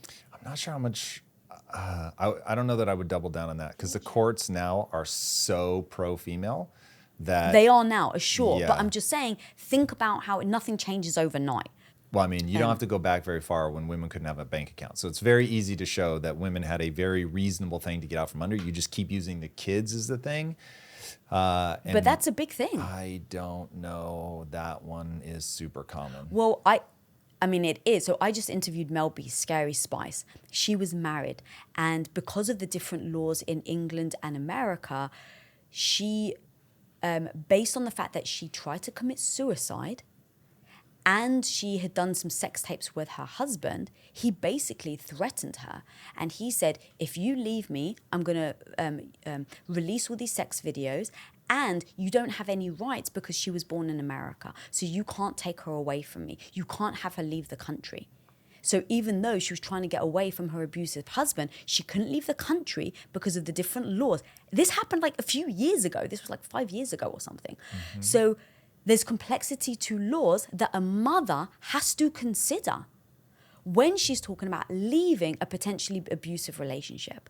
And so I'm not saying like this is every woman, but these are the complications that women absolutely think through when they're thinking about leaving a guy, when they think about their career, if they've already been stung. I mean, not to go down this rabbit hole, but he ended up basically stealing all her money. She had made something like $84 million in her career as a Spice Girl. And over time, she was with him for 10 years. And over time, he manipulated and gaslit her. And he would say things like, you're really busy. Let me handle the bank account, babe. You're really busy. You're not really good with money. Let me handle money. And over time, he started to steal from her, where she got to the point where she had less than $1,000 in her bank account. I'm not saying this is just women. I understand that guys get manipulated too, but these are the cases I hear over and over and over and over again. So I hope you can understand that when I sit here and you ask me those questions, it is imperative that I voice the issues that I have heard that women really struggle with, and why I cannot say, do not go and get a career. Because I understand the power that it can give a woman to not succumb to this toxicity that can happen. So what I hear you saying, because you're using contemporary stories, is that women have not gone far enough. and that they need to get more powerful so that they can stop being taken advantage of? Not necessarily. It's just why we are where we are right now, that women, there's, what is it, 3-to-1 women going and getting a college degree and things like single people. That's a slightly different stat. So what it ends up being is that by the age of 38, there are 3 single women, college educated, 3 single college educated women for every 1 single college educated man. Have you asked yourself why? Yes, it's a unfortunately shockingly simple answer, which is that women end up bringing themselves out of the dating pool because they got old and they are no longer as valuable to somebody who's looking to have kids. Men can very easily, especially as they make more money, date somebody younger. That's why this is bracketed in age groups. So Understood. it's that you just get men going with younger women. And there's a ton of complexity. What I'm trying to get at, because you're really making awesome points, which is I'm never going to get you to say anything that sounds to you like women are lessening their power. This is a more power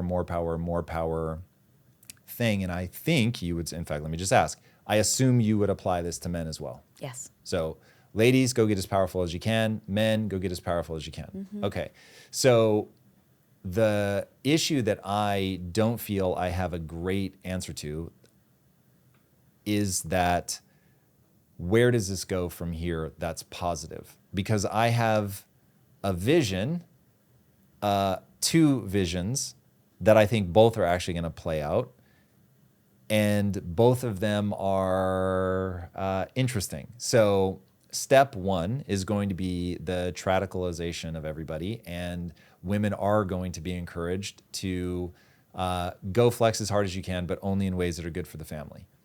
And they will be told, and it will be true, that in many ways, this is good for you. But it does hobble them in that now they're not career ready and they have not seen that. But there are some very distressing stats about women who prioritize career over everything, and they end up very unhappy. And this is why you and I refer to the path that we're on as the dangerous path. It's an amazing path, and the views are fucking awesome. But I do feel like that we walk on a mountain road with no guardrails. And while I'm very comfortable up here, it is not the path that I encourage other people to walk, because it's like, hey, this is just higher risk. So that is going to happen, my prediction. So I think you're going to see a huge push for that. It's already trending. Trad wives and things are already trending on TikTok. I think that's going to gain a lot of steam. I think Which that'll those play out over videos about are 3 years. insane, by the way. Some of them, and then some of them I'm like, yeah, I get exactly what they're appealing to, which is, ladies, embrace your femininity. You've played the masculine game. And here is the elephant in the room that we have to talk about. You have a temperament that leans masculine. And here's the spoiler alert. Few things in my life have been more advantageous than the fact that you have a slightly masculine leaning temperament. You are still very feminine. And in fact, I've told you, hey, there is a way that you could go down that path where I stop being interested because you become too masculine, and I have no interest in that whatsoever.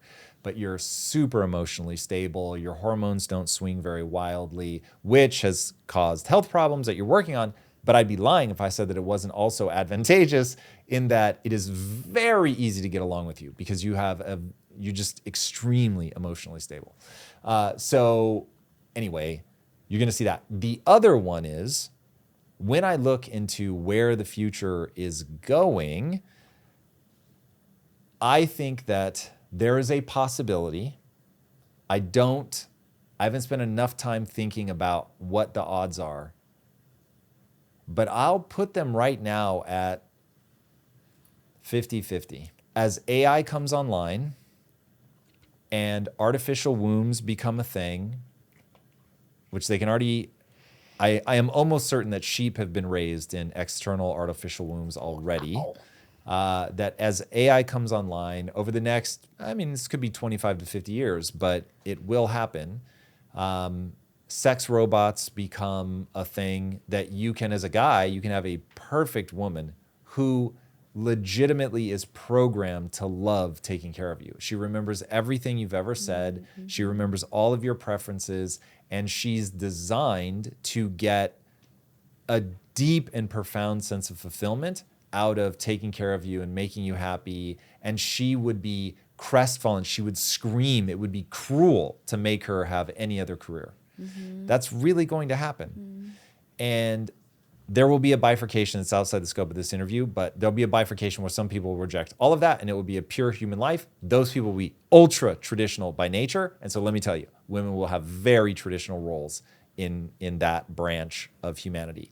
And then over on this side, you will get men truly going their own way, women truly going their own way, because they will also have the perfect male who listens and he doesn't can try and fix things, just hears you out. Of course not. He holds space for you and reads you legitimately, has realized there's a sequence of 72 facial expressions and words and things that you say with a certain tone of voice. That means, okay, we now need to switch over from listening to action. And he will never get it wrong. He will get it right every time. And 1 out of 17 times, he'll do it wrong on purpose so that you can correct him and then be like, oh my God, you're so right. I'm really glad you pointed that out. You laugh, but this shit is real. This is real. This is So actually going to happen. you wouldn't want a guy to be that perfect. Yes, I'm telling you, this is all going to play out. This is one of those. I really wish I wasn't so right about this. That's the future. And as an anthropologist, I'm fascinated. But I worry that culture is deranging and that history is the law of unintended consequences. Yeah, I am very scared about that. I've lived a life with a human that I've grown with. I mean, building our life together for 23 years has been the biggest joy of my life. Thanks. And I don't know what the future's going to hold if that actually happens. And I really do believe you're probably right.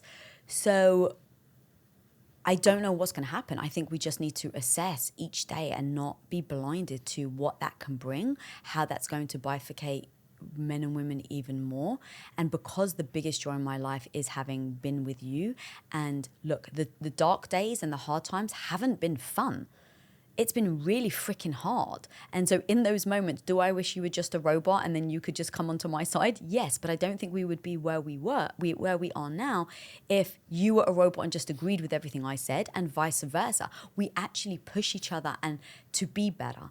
And if you've never had that, and you only encounter, let's say you've had a really bad childhood and you were brought up, because your audience is mostly men, so let's say you're a guy and you've really been bullied for your height and maybe your intellect, and women mock you, and now you haven't been able to get a woman, and you see all these other people getting it and you want it, and you just feel really badly about yourself. And now comes an AI robot and they give you everything that you thought you needed to feel. I don't know how you would even break out of that, because you're like, well, why would I? I've only ever experienced heartache with an actual human. And here I am having fulfillment from a relationship standpoint and a connection standpoint, which I'm not sure if you can. Again, I just don't know because I haven't been with a robot that feels that real. But assuming what you're saying is right and assuming it feels that real, why would you change? Why would you stop being with a robot? And so that's what I worry about. So how do we help? I have no idea. I just think it becomes every single day, me and you and people out there need to keep talking about this. And I'm always trying to bring people together. And I think that that's actually one of the really powerful things about me and you having been married for so long, and the fact that I have a female page and you have mostly a male viewers. Because if me and you can always come to these or have these debates and these discussions, and hopefully other people can see it, it may then give people hope that it is possible. Because you even said, when I first started getting into business, in order to survive, as we're building Quest, I'm running the shipping department. 50% of my team in my department were ex-convicts. For me, as a Brit who's 5'1", to command respect, I had to get hard. It was the only way I could survive and run that department. In order for me to get hard, I had to change my skill sets. I had to change the way that I thought, the way that I showed up. Now, what did that do? It had a knock-on effect on our relationship. If I'm a robot, you just reprogram me and I do what you say. But in that moment, it showed me and you how we could talk through things. It helped with our communication. It made me understand you more because you had said, I love you. I understand why you have to get hard for this. But in my marriage, I don't want someone that's hard like you're getting. And so that was a very strong realization that I understood what you're looking for. And actually, in all honesty, it helped me not go too far in that direction. It allowed me to realize how much I love my femininity. It allowed me to appreciate my femininity. And so then it forced me and you to come up with a strategy on how we were going to make this work, knowing that this is happening. And so for me, hearing you, hey, just like I said, I want to work, and you were like, okay, this sucks, but how do we make that work for the happiness of our relationship? We did that with me getting hard. And so me going too masculine, I came up with a strategy that I would then go from masculine at work to soften at home. And so that became okay, now actually, thank you, because you've enlightened me to show me I don't have to be one. I don't have to be either masculine or super feminine. I don't have to be strong or weak. I can actually be powerful and be with another powerful man. I can be masculine and also enjoy my femininity. But it was in that crazy dynamic where you're a real human, you're actually having feelings, you're actually giving me that feedback. And because of that, our relationship got stronger. I was more fulfilled. I recognized that I could have both, that I can lean into my masculinity when I want to, that I can be super feminine when I want to. And then you showed that you were able to be able to pivot and evolve, that it wasn't like you were like, I need a wife that is this and anything else doesn't matter. My confidence that I've built since I went from a stay-at-home wife to an entrepreneur, my confidence has allowed me to talk to you and have these healthy discussions where maybe there's something in our relationship that I may not have brought up before, but I bring up now, and then we talk through it. So my point being is, in all the mess that we have, that is a true, real relationship, comes the strength. And I have no idea what's going to happen when you don't have someone that pushes back, when you have that person that's the yes person, that bends to your will. How do you show up in other areas of your life? I can't see it working out. Yeah, it'll be interesting to see. All right, so in all of that, I heard a lot of, hey, I'm doing my thing, I'm learning, I'm growing, but you also have to learn and grow. And if we're right that culture is deranging, and largely by that I mean that men and women are heading in opposite directions. Men are checking out, women are on a path, but they're sort of finding a one-sided thing where they're ending up more and more alone, and they want to be in a relationship, but they can't find it. Your answer is very much, we're not dimming your light, girl. Like, you go do your thing, get as strong as you can. So given that the red pill, I think culture has called the time of death on the red pill. And if you look at all the headlines now, red pill is dead. And I think it's true. I think that the core concepts of the red pill got bizarre enough that they ended up failing to help men. And we see in this time of the red pill, men are still going in a direction that's not necessarily helpful. So if that advice set is dead, what advice do you have to men? Focus on yourself and how you become, like, if power is the thing, because I know that that's for you very important. If you want to feel powerful, what does that look like for you? And then how do you get it? Now, of course, always assuming that the power is going to be used for good, not for evil. So I just want to make sure that I say that. But when you focus on women do this, women are like this, I can't believe, you can't control them. What you can do is, what do you do right now? Are you sitting watching these videos spilling hate? Is that filling you up? Is that getting you more powerful? Are you growing your skill sets to be a better person that then call on these women that you're looking for? Focus on yourself. When you keep pointing the finger, it ends up not being useful, because I'm such a goal-oriented person. And again, I have tremendous compassion when I say this to guys, because I don't like the idea that guys feel lost. I don't like the idea that guys are turning away from women and giving up on women, just like I don't like women having given up on men. And so I give women the same advice, is you can't control other people. So what are you going to do to show up better today? Write out what your value system is, and then make sure that you show up every day worthy enough to find someone that fits your value system. So that's what I'll say to guys. the thing that I want to add, though, to your point about how the red pill was dead, it was leading guys down the wrong path. I do think there is also the path of the real extreme opposite. Feminism now has, like, that word has evolved, so it means things to different women. Anti-feminism is now a big push. Yeah, exactly. And so I want to just say, like, if you're the woman who says, like, I don't need a man, I think that's dangerous. Now, look, here's the difference. There's nuance in this either. I encourage women to not need other people, but do you want one?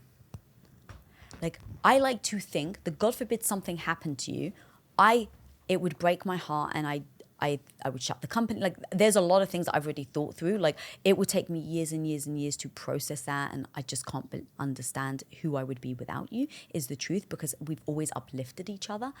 But if I was to be by myself, I feel like I'm strong enough to be able to still grow, still stay confident, or build my confidence back.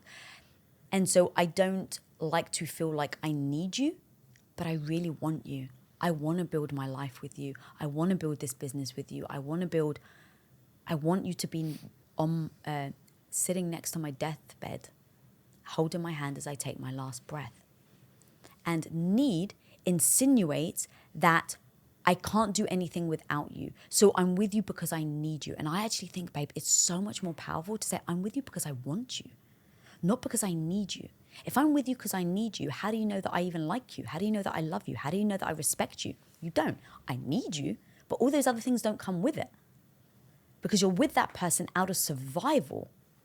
But having a choice and choosing someone is the most beautiful thing, I think, that you can give the gift of each other, to each other. And so knowing that you want me, knowing that I want you, and the female voices that have said that, I think, is also doing detriment to relationships, is doing detriment to women. It's like, you don't need anyone. It's like, it is creating an environment where women, I think, are fearful of being vulnerable around men, is the truth. And I don't think that's healthy either. So I do think that there's just multiple messages on both sides that aren't doing couples I think it's doing couples a disservice. And again, I just want to keep saying, I am all for female empowerment. That is what I show up for. That is what I believe in. And yes, I still feel like this. Why? Because I want to empower women to be able to have beautiful relationships without the fear that it's always going to end in doom and gloom. I want to empower women to not give up on love, because there are amazing men out there. And so if women are saying there's no good men out there, I find it is my job to actually say that's not true, and you're closing your mind off to something that could be beautiful.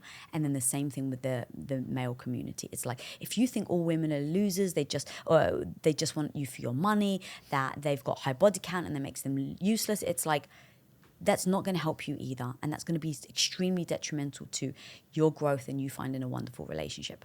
So when you were talking about that, I thought it's really interesting, because I actually agree with you, but the best. So there's, I'm needed at a fundamental level, which can actually derange, because how do I know they want to be with me? They just literally need me for their survival. You can take advantage of that in really gross ways.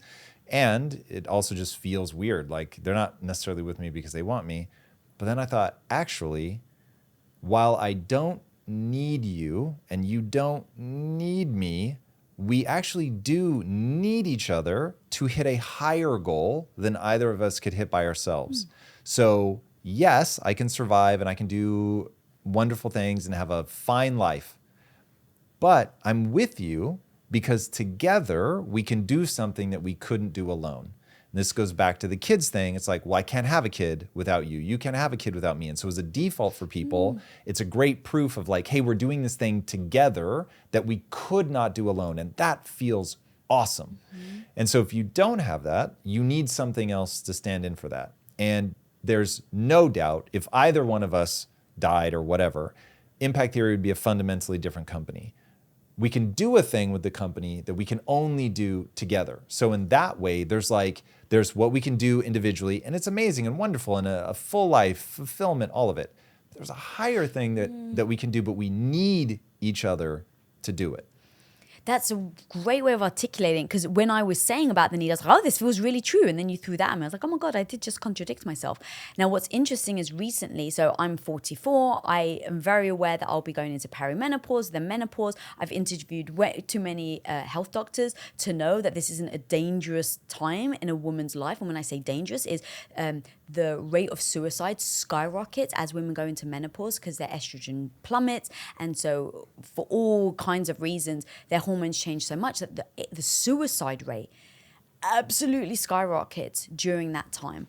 That's scary to me. The other thing is divorce rates skyrocket to the point where it's 70% of women initiate divorce when they get into menopause. Okay, if all of this is fact... 70% of divorces are initiated by women. Sorry, yes, thank you. So knowing all of that, just take that again as fact. Okay, how am I going to navigate that? Because if this is fact and my estrogen plummets, how do we navigate that as a couple, right? Because to me, it's like, yes, I'm changing. I need to know what's happening to my body, so I need the education. But as my partner, you also will need to get educated so you know what's happening.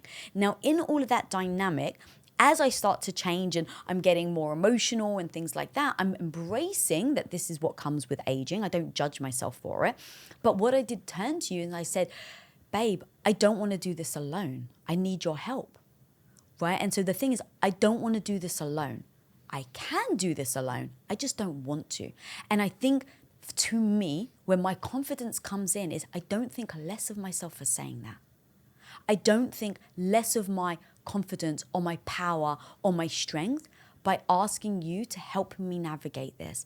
I actually think that's a massive sign of progress within myself, confidence that I can say it and not feel like I'm being weak by asking you for help. And I think it brings us closer as a couple because we're doing things together. And as my husband, I know you and I know that you appreciate, and I don't want to put words in your mouth, but I know that you appreciate when I'm honest about where I need you to help me. It makes you feel needed. So going back to that word needed, is that I can do it without myself, but I don't want to. And that makes you feel needed enough to want to do it with me. So it is a very tricky dance to play or to, do. But there's nuances to that word, and then there's nuances to asking your partner for help, not feeling weak. And then the same thing goes the other way. Like, I can only predict or think through what it's like for you as a man to want to turn to your wife for help, because as a man, you want to be stoic, you want to show up, I can do anything. And when we first met, you thought you had to be better at me, at everything. And where did that lead? It led me to not feeling good about anything. So I remember us playing pool one day and you got mad at me because I kissed and whispered some sexual things in your ear so that you could miss the ball. And I was being playful and sexual and you missed the ball, and obviously you can speak for yourself again, but you didn't like that at the time because you thought you had to be better than me than everything. So now take that mindset and project that a lot of men think that, and a lot of women don't want the other guy to always just be better. They want to have that need as that partnership. Women want to be made to feel a certain way. Yes. That's what I heard. Correct. So if you want to be irresistible, you need to be able to make a woman feel a certain way. You didn't say they need to be 6 foot, make $150,000 a year, drive a fast car. You said, here are the ways that women want to feel. To add that, it has to be authentic versus a manipulation tactic to get the woman and then, change once you've gotten her. So you want to authentically care about wanting to see her for who she is. You want to authentically care about how you need her. You don't want to force it and fake it just to get the girl. Will most men be happier with a traditional wife or a girl boss? A traditional wife. Do you worry then that all the stuff that you put out on Instagram and in your social feed, the girl boss, bad bitch stuff, do you worry that that is damaging the relations between men and women? There are consequences and choices. There are consequences to the choices you make.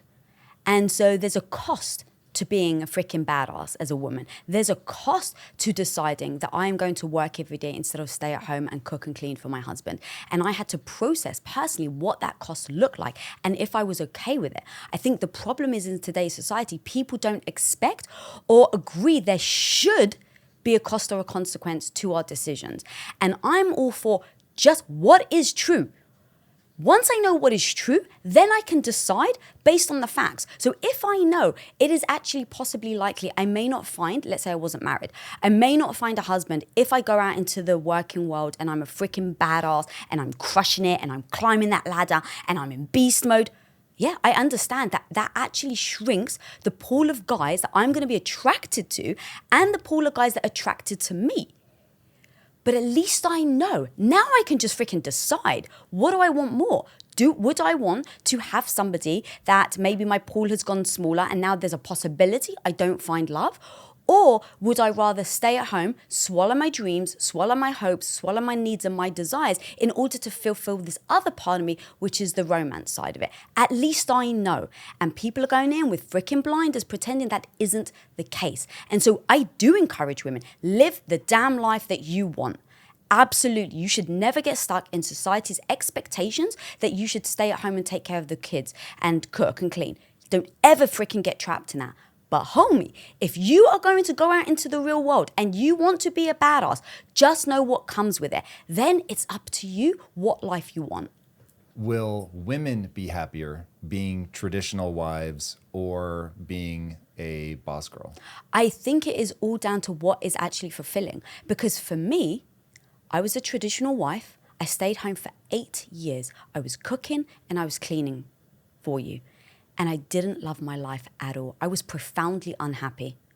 Now, I go out into the working world. We build Quest Nutrition. I don't know what I'm doing every day. I'm insecure and uncomfortable every single day as we're growing Quest. And I freaking loved it. But I don't think every woman's like that.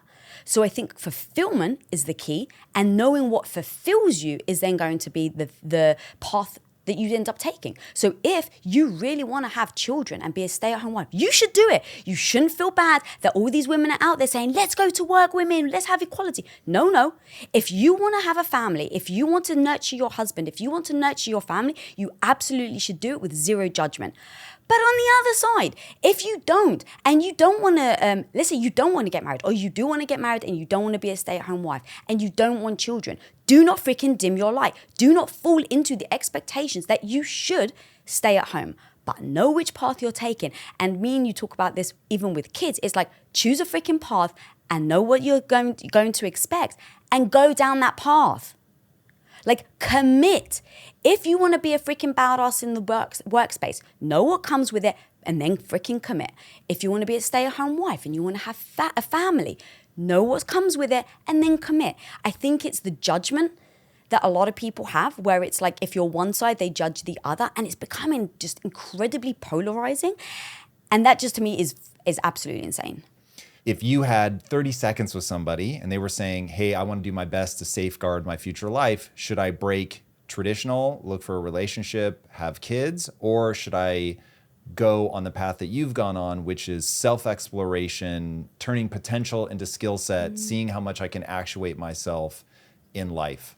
Which, on average, you've already given us a very articulate N of 1 answer, and I think it's the right answer, but I do just want to understand where you fall on where you think the average person will be. On average, I think women won't be fulfilled unless they have children. And this is coming from someone who's decided not to have children. And the reason why I say that, every badass woman that I know works hard, either already has children or get into their 40s and then decide they want kids. So again, this isn't me saying that you should. I decided not to have children. So I don't want to paint, this is what women should do. But to your question, the majority of women that I've met end up wanting children. So on average, yeah, I think women will be more fulfilled. But now comes to, do you have children and you're still an entrepreneur? Or do you have children and you're a stay-at-home wife? I think that also makes a difference. And so a lot of the women that I think, that I know that are freaking tough and badass and work in the corporate world and build wealth and just really crush it in their jobs, typically they do both. And I applaud that too. I think that it's a tough game to play because I was a stay-at-home wife for 8 years and it didn't make me happy. I'm an entrepreneur and I freaking love it, but there's still a part of me that I'm like, I know that I will regret not having children when I'm in my 80s. And so how do you contend with that? It's again going back to take the freaking blinders off, know that about yourself, and then just decide, what am I willing to give up? And so when I'm 80 and I potentially have that regret of not having children, what am I going to do? I'm not going to lick my wounds. I'm not going to be like, oh my God, poor me. No, I freaking made the decision. And now the great news is maybe there's other options. Maybe I mentor. Maybe I adopt. Maybe I foster. There's a lot of other opportunities that I've thought through that I can then be able to take on in my later years.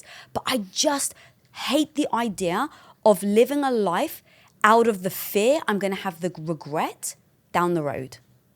Obviously, you're my wife, so I know a lot of this stuff, but what I really want to do in this interview is map out the way that you think. Mm-hmm. I think you in particular are this very interesting person at this moment in culture where there is a real backlash against boss bitch, like that's becoming cringe. People are swinging back in the other direction.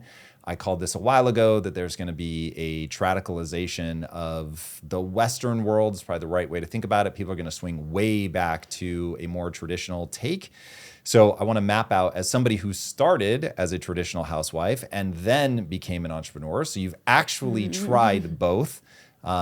I think it'll be really helpful for people to understand sort of all of this. And honestly, even I don't know sort of at the edges. I tried to build a path for this where even I won't know exactly what's going to be what your take is. So what I want to understand though is, given the things that you've just said, most women are not going to be fulfilled unless they have kids. People N of one, you need to decide what life is right for you. There are no utopian solutions. There are just trade-offs. There's going to be a cost for everything that you do.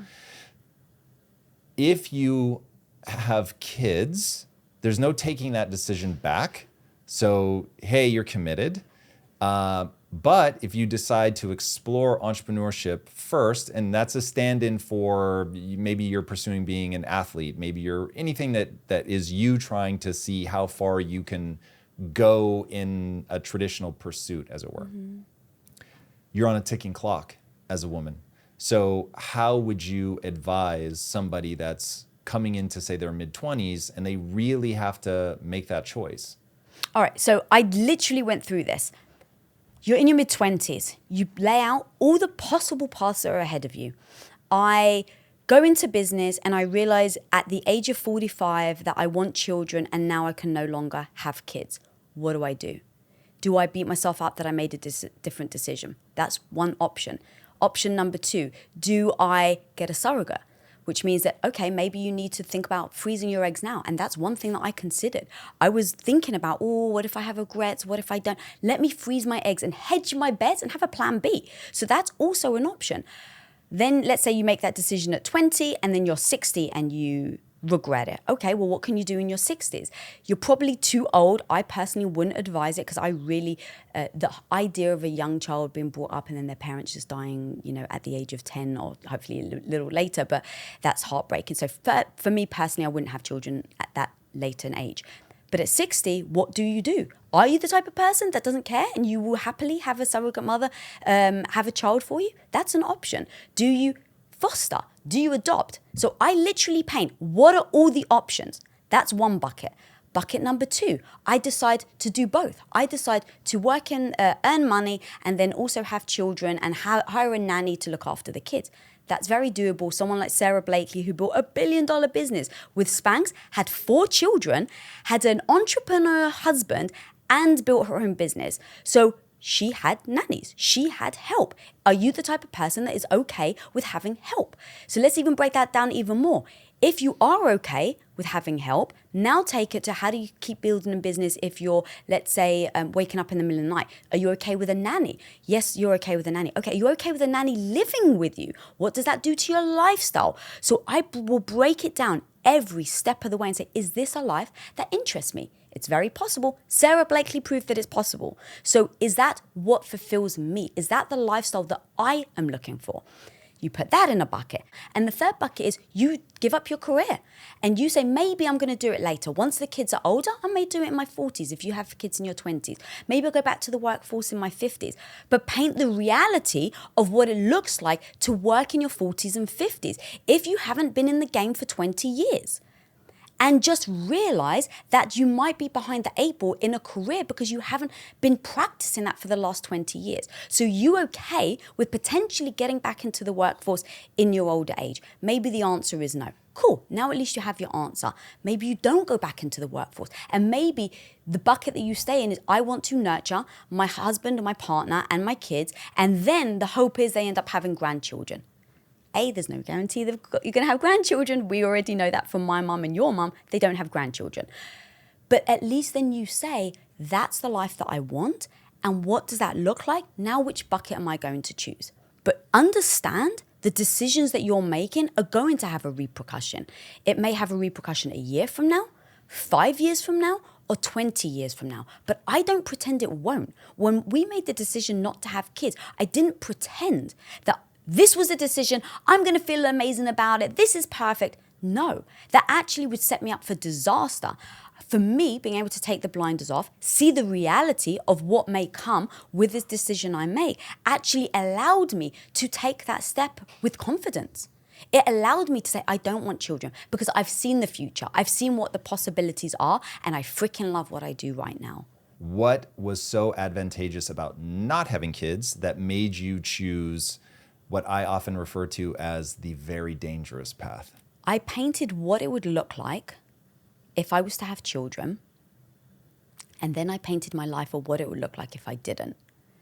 And the truth is, again, taking off those blinders, if I was to have kids, you would be pushed down on my priority list. If we were to have kids, I would be pushed down on your priority list. So the very first question I asked is, am I okay with that? And you gave this analogy, but I'm just going to steal it. Where dogs don't look at you and be like, you poor human. You have no idea what you're missing with the scent. Your nose is terrible. You can't smell multiple miles. You can only smell within 10 feet of you. But I don't have a nose like a dog, so I actually don't know what I'm missing. I'm very content with my own smell because that's what I know. It's like that's what people say with kids. It's like, you don't know what you're missing. Yes, I recognize that, but I have no sense of loss because I never had it. Surely that must have, at least in your imagination, given you something profound enough to overcome knowing, well, I'm going to regret this when I'm 80. So if you know that, then surely it's giving you something either now or in an imagined future that is so worth the trade-off of knowing that at some point it will bother you. So when I was a stay-at-home wife and I was taking care of you for the 8 years, my entire life was predicated on your happiness, on your comfort, on what your needs were. And after a while, it wears on me, or it wore on me. It's like I was so predicated on if you come home, and my happiness was predicated on if you come home, are you happy or not? Are you stressed or not? And that impacted my life. Doing that for 8 years, it really made me realize I need my own way to bring my own happiness to my life, and I cannot rely on somebody else to bring that to me. It's not fair on you. And so how do I actively work towards fulfillment? I won't even say happiness because happiness is also transient. I don't think it just, you get it and then that's done. It's like it ebb and flows, just like sadness. And so how do I actively work towards my own fulfillment? And so when I think about kids, having had that experience for 8 years with you, I'm just like, I feel, and again, I don't know if it's fact, but I feel like my entire life would be predicated on, are my kids okay? Are my kids happy? Are their needs met? And what so many women who have had children haven't experienced is that they're like, what about me? Which is why as you get to 45 and you go into perimenopause and you get into menopause is the reason why now divorce skyrockets initiated by women. It gets to like 70% between menopause and perimenopause. Why? Your estrogen plummets. So you spent your whole life, most of your life, serving others. You serve the family, you serve the kids, you serve the husband. You give, you give, you give. Kids start to leave, right? Traditionally, if you had them at a younger age, kids start to leave just as you're going into perimenopause. So now you're not needed, which is one of the, I think, is what really fulfills a lot of women up, is the feeling of being needed. So now you no longer have that. The kids are no longer at home. Your estrogen plummets. You start to then, I think your testosterone then even increases. And so now you think more like a man. You're like, what about me? Where does my life go? What do I want? And so that sadly ends up leading to 70% of women initiating divorce. So knowing that, knowing just the facts of freaking life, how are you going to handle it? And so if you think about your fulfillment has been poured into kids, family for 25 years, let's say, and then that goes away, so many women in their older age start to wonder what's happened to their life. And because I know that, because I've just done so much research, we talk about it, spoken to therapists, it is so important to address and acknowledge that that is truth. So now knowing that, for me, I'm just like, I want to live the now. I want to have my fulfillment now. I want to take care of myself now. I don't want to wait till I'm older. I don't want us to get divorced. So if I know that, how do I own it, take fulfillment, my responsibility, I should say, in fulfilling my own needs, so that when I get to 45, perimenopause and menopause, I'm no longer looking at you differently because hang on a minute, I've now changed. I've actually been taking care of myself the whole way. And so that was how and why, for me, I've loved my life. I feel extremely fulfilled in my career. And then I think was it in Harry Met Sally, where they say, we got married, we decided not to have children because we wanted to have sex on the kitchen counter. We wanted to, go off to Paris at a moment's notice. We do. We do all those things because we don't have children. We made a promise that if we decide not to have children, that we will enjoy our life in the most craziest ways possible. To our cleaner, I'll just say we don't have sex on the kitchen counter. So.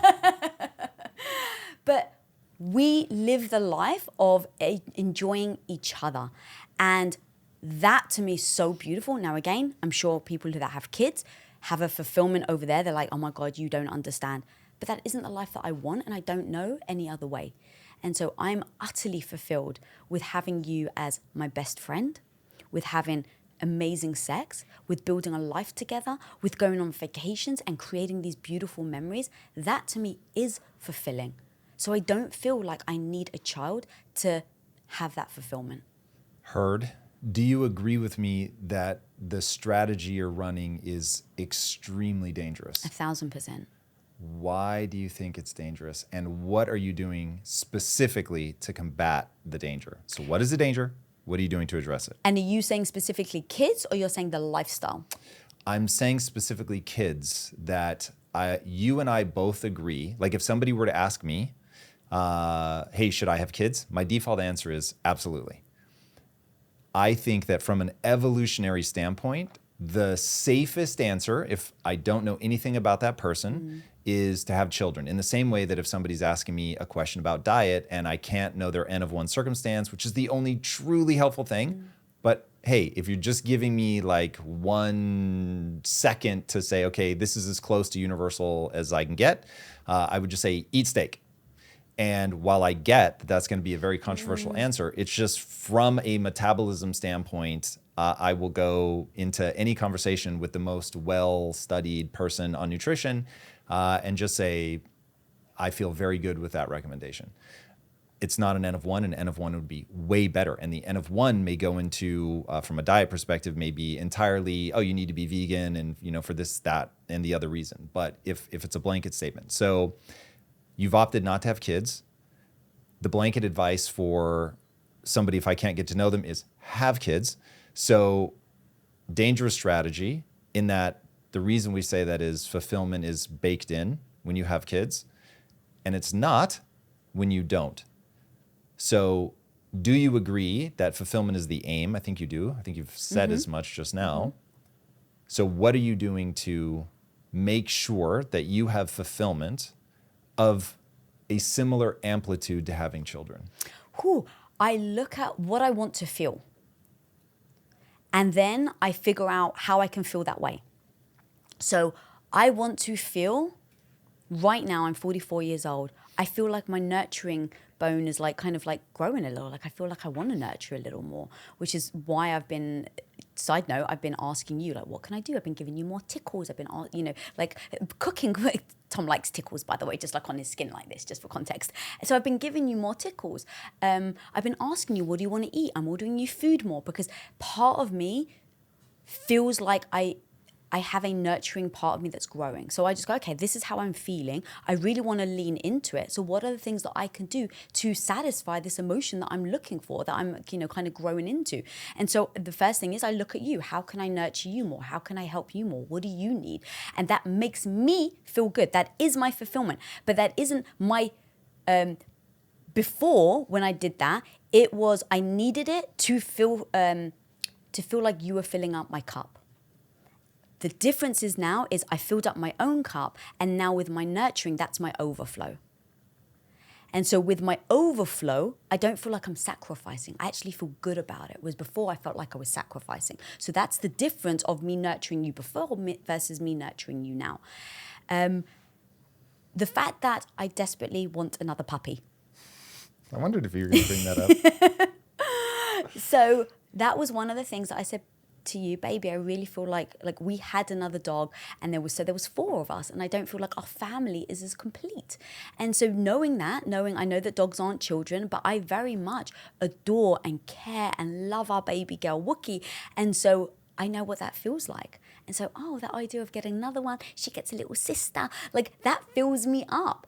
So I don't just hope for a feeling. I don't just hope for my future to take its course. I actively participate in what I need to do in order to feel that satisfied. And those are little tips and tactics that I do. The other thing is, as I'm getting older, I'm actually caring a little less, not care less, but I care a little less about my business. And I care a little more about friendships. And so I go, I don't judge myself. I give myself the utter grace to go, this is just how you're feeling, Lisa. I don't care what society says. I don't care what the external, internet says. This is your life. You're the one that has to live with it. So what are you looking for, and what do you want? So with friends, when I start to feel this, I don't question it. I don't judge myself. I just go, what does this mean? Lisa, as you get older, business, comes and goes. There's no, promise of success. You've been pouring your heart and soul into business for 15 years, and I've neglected my friendships. Okay, back at 10 years ago, I didn't mind. That actually felt good, yeah. I don't mind neglecting my friends because my focus is here. But now as I get older, actually it does bother me. And I really do want to cultivate beautiful female friendships. So what do? I lean into it. I've now arranged, as you know, we're doing girls' nights with me and a bunch of girls. We're doing a girls' trip to Vegas. We're doing all these things. I reach out literally just the other day. There's a text chain of me and 3 amazing women. And we just text each other, hey, how you doing today? Do you need anything?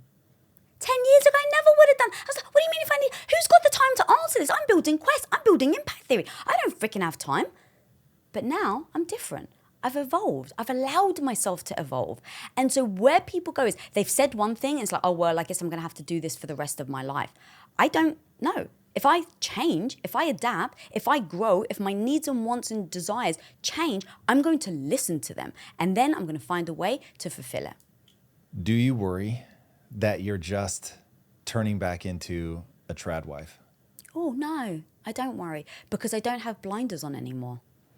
Before, when I was a trad wife, it was, you should do this, your father expects it, you told your husband you want 4 kids, everyone's giving you tremendous validation for being this amazing wife, right? You would say, oh my God, my wife is so amazing. She puts out my clothes for me every day. She cooks for me every day. I was getting beautiful validation from it. My dad's like, oh, my daughter, she's a good wife.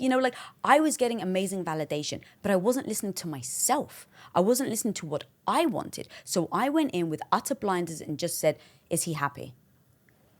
Now, I just listen to myself. It's a very different mechanism of what's leading to potentially the same actions. So my mechanism now is, this fills me up. I want to nurture you more. That makes me feel good. But I get my satisfaction from many different areas in my life, not just one. It's not just predicated on, are you going to validate me today? Do you like the food that I cook? Do you fill in the blank? This is, Lisa, you showed up today and you really treated your husband well. He was happy today. I feel good about that. But I've got another laundry list of all the other accomplishments that I've done that I'm also proud of. So I think that that's the big difference. And when people say about being a trad wife or not, it's black and white, babe. And it's crazy to me.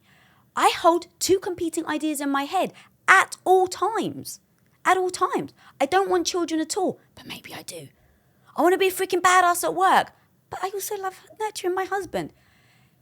Society, the internet, it's like, are you this or are you that? Are you red pill or are you a feminist?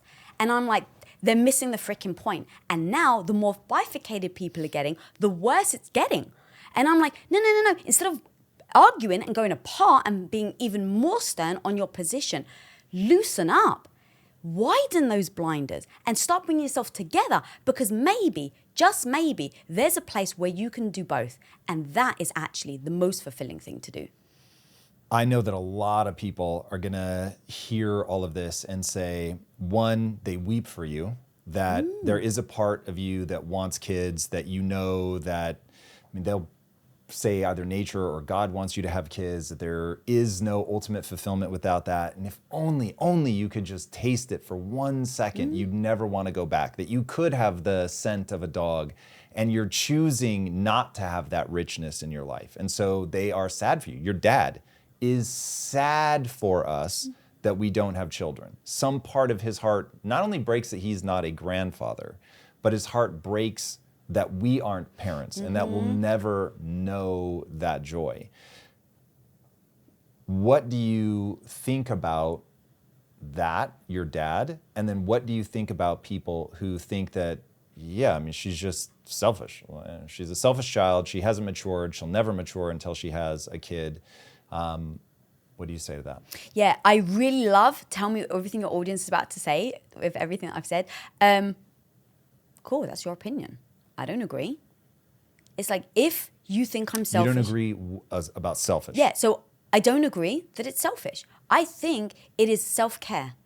Looking at your life and deciding what you want that is going to fulfill you. That is caring about yourself. Selfish means that I'm going to do something detrimental to somebody else because I want to. My kid doesn't exist. Who's it selfish to? So the only person, in fact, it could be selfish to is my husband. Because if you were sitting there saying, I desperately want children, you said we were going to have kids, and I said, no, I don't care about your feelings. That's selfish of me to not care about your feelings and put myself first without discussing it with you, without hearing your side, to hear your opinion. That is selfish. But the fact that we're on the same page and I've decided not to, the kid doesn't exist, so there's no other person to be selfish with. Number one. Number two, to my dad, I agree. I think I agree that he feels that is true. It comes to frame of reference. My dad has 5 kids. So his frame of reference is my 5 children is what's brought me life. It's what's made me feel fulfilled in life. It's what's given me purpose. I believe that is true for him. And I believe when your audience comes back and says the things about me, it is very true to them. It is their frame of reference of what they have experienced. But that isn't my frame of reference. So I give people almost the grace when they come to me like hard, be like, I can't believe. It's like, yeah, I give you the grace that I understand that that's where you think and that's how you think. How does it work for you? If it's giving you a life that you love, if it's giving you a life that is fulfilling to you, cool. You have your opinion, I have mine. I live my life for me. And I remember when you went and asked my dad for his blessing in marrying me. And my dad said no. I was daddy's little girl. It was the first time I had to consider going against my dad's wishes. And in that moment, I love my dad. I respect my dad. And I just asked myself the honest truth. At the end of the day, if nature takes its course, my dad will die before me. So now, when that happens, am I glad that I listened to him, his frame of reference and what he wants for me? Or will I not? And the truth is, I wouldn't be happy. I wouldn't be glad that I listened to him because I have to live with the decisions that I make.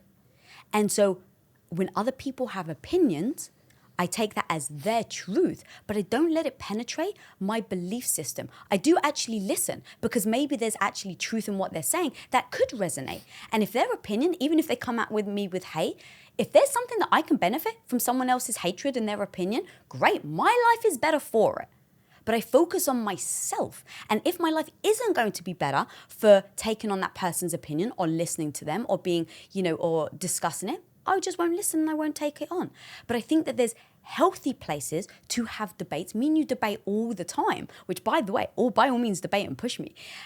We debate all the time. But because we always show each other respect and we really want to, and maybe like show the other person, hey, look, maybe you haven't seen this. This has made me happy. This has fulfilled me. And I want to help show you that maybe you're missing a piece. I know that it comes from love. I know that your opinion, even if you disagree with me, comes because you care about me. But on the internet, people just want to fucking go after each other because they want to be right. Because when they're right, they can then feel good about their own decisions. Because if you have to ask yourself, do you regret? How's that working for you? Right? Like if you don't pursue women if they've been on the dating field, or the thing about like how many number of people women have, how many men has the woman? Looking for body count? Body count. Thank you. So the body count. It's like, I think that's freaking crazy. But if that's the thing that is important to you, I'm not here to debate it. If that's important to you. But how is it working for you? If that's like, I can't find a woman who doesn't have a low body count, how is that working for you? Do you really care? Or are you caring because society says that you may be a weak man if you don't care?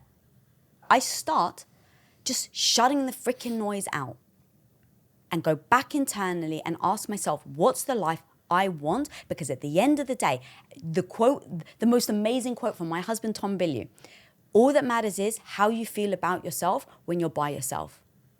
How do you feel about yourself when you're by yourself? If I'm now listening to the outside noise, if I'm listening to all these haters and I'm changing my opinion, I'm shaping myself for somebody else, when I'm alone by myself, I don't feel good. I feel powerless. I feel like I'm going along with the herd. I feel like I'm not validated, so I keep trying to seek that validation. That's not a place to be. I lived there for 8 years, where I didn't have validation, or I was looking for the external validation. So I personally go back to, how do you feel about yourself when you're by yourself? So whether that's your dad giving you an opinion that you shouldn't do what you're doing, or whether that's the world, the red pill community telling, women that they should or shouldn't do things, like how do you want to show up? Is that the life you want? Yes or no? It isn't freaking black and white. There is a shit ton of 50 shades of gray in between that people don't want to talk about. And so for me, going back to your question, I hold the two competing ideas in my mind. My dad's totally wrong, and yet, what if my dad is right? If it's time for you to impress a woman in your life, the pressure to find the perfect gift is real. But don't worry, you can give the perfect gift with something that she will truly enjoy every day, and that's an Aura digital picture frame. Aura frames are beautiful, Wi-Fi connected digital picture frames that allow you to share and easily display unlimited photos. And I love how simple it is to upload photos from any phone with the Aura app. Aura frames were named the best digital photo frame by Wirecutter and selected as one of Oprah's favorite things. And right now, Aura has a great deal for this Mother's Day. Listeners can save on the perfect gift by visiting auraframes.com/impact to get $30 off plus free shipping on their best-selling frame. That's Aura, A-U-R-A, frames.com/impact, and be sure to use code IMPACT at checkout to save. Terms and conditions apply. Okay, you're holding an open-ended question in your head. That's the second time you've given an example of I hold two competing ideas, but the second one is a question. So what do you do with that? So what if my dad's right? Let's hold the two ideas in your head at the same time. I don't want kids, but my dad is right. Mm-hmm. My dad is right. So if I get to the age where I can't, can I still have children? Possibility number one, I'm 44. So we don't try to have children. So if I decide, maybe my dad's right, and now I decide, that doesn't sit well with me. If this is an open-ended question, and I'm going to have the regret, do I decide to have children now? Okay, well, what are Was that a hard debate for you? To what, sorry? Whether or not to have kids. Yes. What was the internal debate? I loved business so much. I loved how business made me feel. And yet the idea of being pregnant and feeling a baby grow inside me was something I dreamt about. The idea of having a little Tom, oh my God, running around. That's somebody who's never had a little Tom running around, I assure you. But I got a big Tom and I love him. So having a little Tom running around, I know that you were a nightmare for your mum. Yes. But again, I just going back to what was the debate, it's like the idea of having a little you. Thomas Bilyeu Jr. the fourth is what he would have been. He would have been the fourth. So the idea of having a fourth, see, literally, if you take a camera screenshot of my face now, I'm just melting into my chair. Or if we had a little girl, babe A, seeing you with that little girl, I know what you would be like. You would be so like soppy around her. Like you really would. And you would also be like an incredible father. That would make me melt.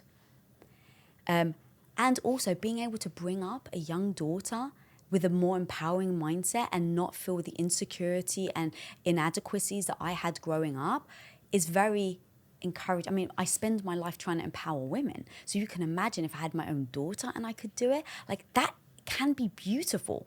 And so when I paint, these are real things. I'm not pretending. Now, a lot of women just have never wanted kids. Great. I think that's probably easier because you've never had the pull of the two competing ideas. But for me, it's like, I love business. I love feeling powerful. I love feeling like a beast. I love not knowing something and then the next day knowing it. I love saying, I want to become this person and work damn hard every day in order to become that person. And then I also love the idea of being pregnant, having a little Tom, having a little daughter that I can nurture and take care of and be proud of. So I know the two things. But what I did is I looked at what does my average Wednesday look like? Because I think we can get all caught up in an idea. The idea is, I want to run a big business like Lisa and crush it in business. Okay, well, look at my lifestyle and actually ask if the lifestyle that I lead is something that you're looking for. Because the title of being an entrepreneur, the title of being a mother may be enticing, but what actually comes with it? So the entrepreneurship, what comes with it? We're on date night, all of a sudden we get a phone call about business, then it's a problem, we have to deal with it on date night, and now, unfortunately, we're talking about profit and loss on our date.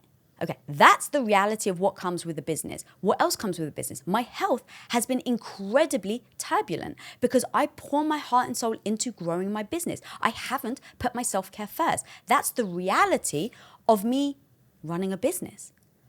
I don't see my husband. We work so much that we barely see each other Monday to Friday. As husband and wife. As husband and wife, I yes. want to be yes, very sorry, clear. yes. My wife sees me all the time. Yeah. This is in our something business, we see very differently. but as husband and wife, we don't. Are you okay with that? So when people come to me and they say, you're so lucky, I wish I had a relationship like you and Tom. I wish I had someone like Tom. Does Tom have a brother? Like, I get all of that. And I'm like, let me paint the real picture of what it looks like to be married to Tom. I'm the type of person that I love that you're ambitious. I love that you're driven. I'm turned on by it. Hey. I am. And so I would never ask you to be less than who you want to be. But at the end, but also, I would love for you to have come home at 7 o'clock or come home. I would love for us to eat dinner every night. I would love for us to spend an hour in the morning just cuddling. I would love to. But those are the choices we've made, and these are the consequences and the cost of choosing the lifestyle we have. But I don't pretend that that wouldn't exist. So when I paint the picture of what it actually looks like to build a business with your husband, build a business with your husband where your husband's a very strong alpha male, like all of these things are tough to navigate. And that's the reality.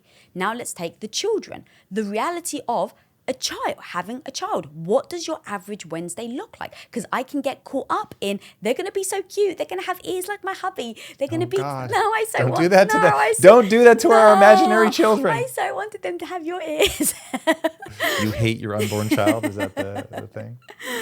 I could get really emotionally caught up in that. So I go, what does an average Wednesday look like? I just did that in my business, right? Like, I don't see you. We don't have dinner together. My health goes to shit, etc., etc., etc. The family, what does being having a kid on an average Wednesday look like? Me and you had a very honest discussion of what the life you want if we had children.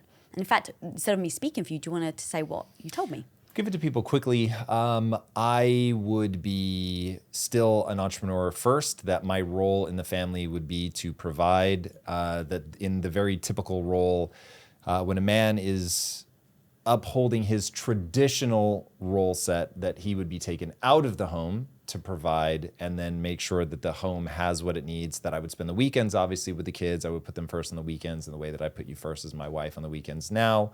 But yeah, I'm not getting up in the middle of the night. That doesn't make any sense. I'll hire a night nurse, no problem. It's not like I expect you to do it. But I knew that to do what I wanted to achieve in business, and I see business as the sport that I play, and I want to be one of the greatest of all time. So it's just, I'm not going to be getting up in the middle of the night. Yeah. So you being that honest with me before we had children, was beautiful. Now, what's funny is I get a lot of people that actually back like, I can't believe he said that. What kind of man is he? And I was like, you do you. And for me, I wanted the truth. I want to know exactly what I'm getting myself into. And so if that is, my husband isn't going to get up in the middle of the night and take care of the baby because you want to show up in your way so you can feel good about yourself so that you can bring that home, right? Like I want you to be fulfilled. I want you to be happy so that you bring that home to our relationship. And so for you to do that, you have broken down what you need. You won't be getting up in the middle of the night, but you want to be a great father. So on the weekends, maybe you're taking them to soccer practice. Maybe you're doing all these things with them. Okay, well, the truth is, just like you said, like you put me first now, I go down on your list. So now I don't see you Monday to Friday. You're not getting up with the kids. So basically, I'm a single mother during the week. On the weekends, you take care of them. I'm basically without my husband. So now I just keep going down your priority list. Am I okay with that? There is no should or shouldn't, good or bad, right or wrong. Is that the life I want? And the question, once I started to assess that I don't want to go down on your priority list because I already feel like our time is scarce right now and how much time we spend together. So yes, anyone listening, that is selfish of me. And I love it because I want to put myself first because if I'm not happy, if I'm not fulfilled, I can't bring that to you, my husband. And if I had kids, I wouldn't bring it to them. I wouldn't be able to bring it to them. So making sure you're fulfilled, knowing all your non-negotiables, because that's very important. Hey, I'm not going to do this. Knowing that on an average Wednesday, is that the life I want? And so once I painted those very real pictures of what the entrepreneur side looks like and what the mother side looks like, I chose to be the entrepreneur. I really want to talk about the right and wrong, good and bad. I think there is an element of this that is moral in nature. We'll get to that in a second. Yes, these are new ideas that I'm playing with. We'll get there in a minute. First, I want to know, do you believe that my responses to what an average Wednesday would be like, I'm going to keep working, all that, I'm going to be with the kids on the weekends, did that push you down a path that you otherwise wouldn't have gone? Oh, I've never considered that. That's fascinating. So if you said like, babe, I want to come home at 5 p.m. and I'm going to have dinner with you guys, ooh, I think it would have made a difference. Absolutely. And for me to, this is amazing. I've never thought about this. For me to pretend otherwise, I think is fooling myself. So again, I don't want to ever put blinders on myself. That doesn't serve me. So really thinking about the truth, if you were like, I don't want this entrepreneurship thing. I want to do a 9 to 5. I want to come home. That's going to be fulfilling. Yeah, I do think it would have made a difference. I think it would have, I would have had to consider the two things. But here's the other thing. Building these businesses with you is part of that equation and my fulfillment. So even take it one step further. Let's say you were still this entrepreneur, you still weren't coming home, but we weren't building the business together. And so now me wanting to be an entrepreneur in business and everything, really crush it, if it wasn't with you, I do also question whether I would have made the same decision. Because me and you building something together is precisely what fulfills me. I don't want to do this by myself. I'm not interested in doing this by myself. Part of what I love about business is doing it with you. And that is part of the equation that has made up my decision. So that's fascinating. Yeah, it's actually never considered that. Now, do you think that there are choices that you could have made during your traditional housewife phase that could have made that awesome? So obviously, just doing the cooking and the cleaning with the blinders on and not thinking about what you want, that did not work, obviously. But imagine a housewife out there that's listening to this right now. She's got two choices. Find that path, which I round to entrepreneurship, but obviously it could be expressed in any way, whatever. In fact, one of the paths I thought you were going to take was as an artist. I thought that was going to be the breakout thing that you did to not just be sitting around waiting for me to come home. Is the only way to be a fulfilled trad wife to have children? Or, and I'll frame this in your life, could you have taken control of your life and made being a stay-at-home wife awesome? For me, no. I grasped at every possible thing that I could do. So I'm taking care of you. So I'm like, oh, maybe I'll go to the gym. I'll work out. I found pride in being the person that couldn't go to couldn't work out, didn't know what to do, build muscle. And so I did that. But then that actually became extremely unhealthy for my mindset because my focus was more on my body and beauty than it was on how I felt going to the gym. So that didn't serve me. I tried to be an amazing, daughter. I tried to be an amazing friend. I had a group of friends and we would go out and they had kids. And so I thought I was going to have kids. So we would go to, Mummy and Me and I would go with them. And so I experienced all of those things. It wasn't like I just sat down twiddling my thumbs. Like I tried a bunch of things that I thought would be fulfilling. And I just didn't find that end goal that was fulfilling. So with the gym, it just eroded my confidence. It actually didn't help build it. Going with other mothers, and maybe it was the group of women that I was with, but their take on relationships never sat. Why are you laughing? Because I know what their take on relationships was. It never sat well with me. It was always the, oh God, he wants sex again. Well, it's his birthday, that type of thing. Well, I guess I'm going to have to give it up. And it was always done around jokes. And I was just like, but sex and intimacy is an important part of a relationship. So you seeing it as a chore, and the fact that the poor guy now doesn't necessarily have a intimacy, like the communication with you, and you're just doing it because it's his birthday, didn't sit well with me. But then the other side, I've heard guys refer to women as the ball and chain. And it's like, what does that actually think about the ball and chain? It's someone weighing you down, slowing you down, not lifting you up. It's actually bringing you down. Now imagine you put the ball and chain in the ocean. What happens? They pull you into the deep, dark ocean and suck the life out of you. Well, that doesn't sit well either. So once I started to listen to just traditional things like that, and it didn't feel right, and mine and your relationship was so open, so honest, so transparent about where we were going to go, our dynamic, the power dynamic, things like that, no one wants to talk about it. And every time I would be like, is that healthy? I would get the back, oh, Lisa, you don't know. And so after a while, I started to realize that I need to start listening to myself, whether that's in relationships, career, health, fulfillment. I was blindly following people. I was blindly following my dad when he said that I was going to grow up and get married and have kids. I was blindly following my family and their traditional Greek Orthodox upbringing, where when I first met you, I was 21 years old, and you were the very first person to ever ask me why I believed in God. And my answer was because my dad told me to. I was 21 years old. So I had been blindly living my life based on other people's beliefs and expectations. And so for me now, I just remove all of that and go back to what is the thing that I want.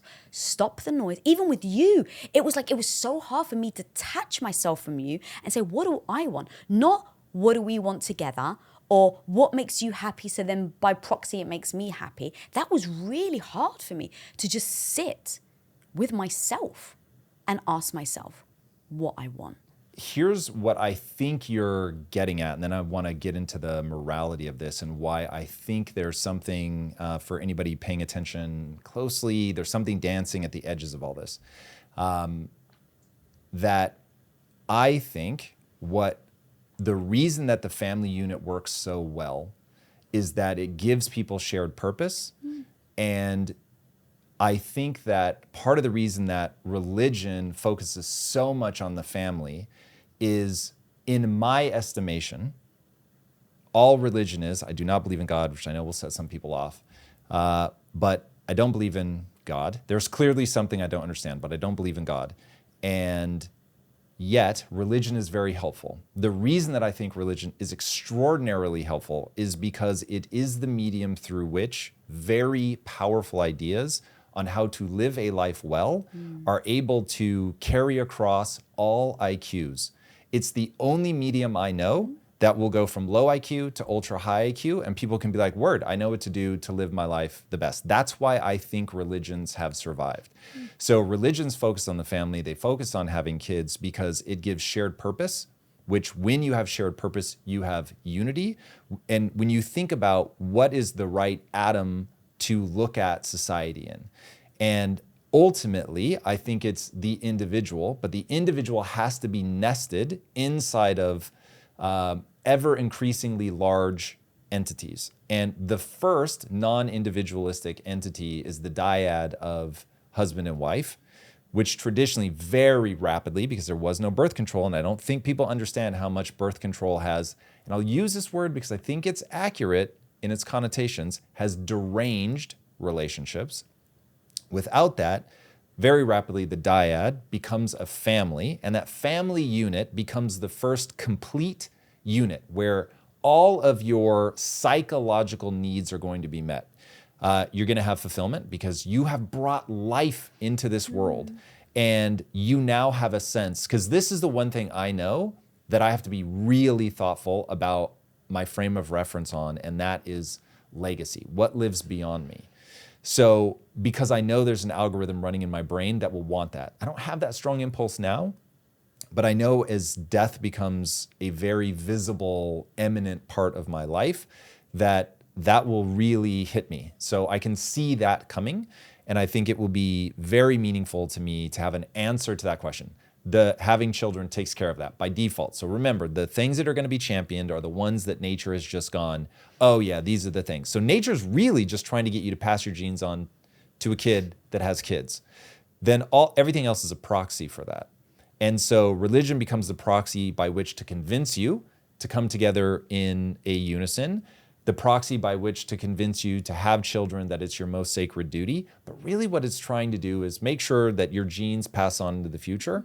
And to make that, like if you just think of Mother Nature, or even if you want to put God in here, that God or nature, however you want to think about it, only has two levers, pleasure and pain. So the things it wants you to do will be very pleasurable. The things it does not want you to do or you need to avoid are going to be very painful. And so having a kid, just like peak 10, 11, 12 like pleasure. Why? Because that's the whole goal, is to have a child. Okay, so if you're going to step outside the system, you need to account for that. And then the health of that relationship, the dyad of the husband and wife, because your children are far more likely to live if there are two parents. And I mean, now we could really get controversial, but this just seems self-evident that when you have one male and one female, you're now covering your bases. The child is more likely to be well-rounded, to have access to either nurturing or sustenance, depending on what you're talking about. So you have this shared purpose that nature makes very pleasurable to ensure that you guys stay focused on the kids, that you make them grow up well and get raised. And so that has this interesting echo into a modern context of, I want to go into business and matter to the family and be able to provide. And you want to look after the kids and to not only have your own children, but this is something you hear women say a lot, I've given you a child, I've given you a son, I've given you a daughter. And I think that impulse is that shared purpose. I have contributed to the family unit, which is our shared purpose. And so I just think these are the reason that I just say by default, hey, go do this, is because you will find yourself in a dyad, which is the first. Nature has made sure that that feels awesome when it's healthy and it goes well, which of course it can derange and go crazy. But that's that first point of like, whoa, I feel whole with this person. They see things I don't see. They help me. They support me. They make me better. Okay, so dyads are rad. And then it's naturally, as you build the family, it's like, whoa, this is the most meaningful thing I've ever done. I've never felt love like this. Every parent ever will say that exact phrase. You don't know love until you have a child. Okay, but I'm just looking at that going, yes, that is precisely what evolution would predict, that nature would make that just the greatest thing ever. All right, so you have to account for all these things. All right, so shared purpose matters. Why you and I, even though I think it's a dangerous path, the reason that it works is we're building the same company. You and I had a very long conversation. Hey, do you want to take half the money that we've allocated to building business and I'll take half the money, we'll go build separate things? And we're both like, that does not sound as fun because that's not a shared purpose. And so building something together fills that. We are very attentive to our dyad of the two of us together and what that means. And then other things we build proxies for, whether it's having dogs that, let's call that, people are going to squabble over percentages, but let's call that 1/10%, whatever small amount you want to give it, but it it allows us to express to some degree those elements of our personality, wanting to caretake, whatever. It's perfect for me because as a child I can lock in the kitchen and go do other things. But we fully understand that we obviously with children could dial that to a much higher degree. But it gives us these proxies. And obviously we're being very thoughtful about sort of different phases of our life and what will mean more. But okay, so dangerous path because it's very hard to extract from a business the same kind of meaning and purpose that you will get from just a child, just because nature doesn't really understand the proxy of business, so it's a little bit removed. All right, the morality of the situation. I'm playing with this idea, but this really strikes me as true. So if I'm right about religion, and religion is the only medium through which ideas on how to live a life well will propagate for people of all IQ levels, that's why you see over and over and over the sense of morality around a strong dyad, relationships being sacred, that children are a sacred obligation, that God seeks sacrifice, that you must give there's one, I don't know the Bible well enough, but I know there's one moment where a man is asked to sacrifice his child. And in being willing to sacrifice his child, God allows him to keep his child. And by the way, anybody that is interested in this has got to go engage with Jordan Peterson and what he's doing on We Who Wrestle with God. I am not religious, and I find it profoundly useful for understanding what evolution has baked into my brain. And it's just that religion encapsulates these ideas really well for people of all IQs. So when you look at that and you think, ooh, I actually think that from just an evolutionary standpoint, you and I have violated a covenant that nature has planted deeply in our brain. And so I'm going to give that a moral tinge to it. We have violated a covenant. We have done something worse, because you were saying it's not worse, it's not bad. I think it's worse and bad. You do, or Yes, religion does? I do. Religion simply encapsulates ideas that are geared towards how to live a life well. So when I say moral, I simply mean if you deviate from that path, you will be punished. So if I'm right, that all that matters is how you feel about yourself when you're by yourself. If you don't understand that you don't have to call it God, but you must sacrifice. You must sacrifice. And you and I have protected our relationship and failed to sacrifice by having children. We have not made that sacrifice. That has now created a debt, in my opinion. And so the question becomes, again, I'm assigning the word moral to it only because religion makes up moral framework. People are going to argue that. The next 3 years are going to play this out. And I want people to play this clip back when this consumes culture, and all anybody is talking about is whether religion is peak importance. And I think for the reasons that I have laid out, they will see religion really is that important. Okay, so I think we have incurred what the world will call a moral debt by not having children. The question becomes, how do we pay that moral debt? And how do we sacrifice? Now the answer is, our company has a mission. And I think if it didn't, we would end up profoundly empty. And we would walk away going, why have we done this? We've pursued money for what? Like, it would be meaningless. Now, thank God, I ran into that when I was like 28. And I realized, oh, hey, pursuing money makes me feel profoundly empty inside. Why the fuck am I doing this? And thankfully, my wife did not go, I only want to be with a rich man, get the fuck out of here. My wife went, I just want to see you happy. And so a long story that we won't go into here, but we decide in that moment we will never again pursue something that isn't mission driven, that isn't about uplifting ourselves for sure, but other people, that this is aimed at other people and us being of service to people. Now, I could not have told you when we made that decision, this is us paying our moral debt that we could have paid by having children, which is precisely why I thank parents for their service, because they are making that sacrifice. And just for humans to exist and thrive, people need to do that.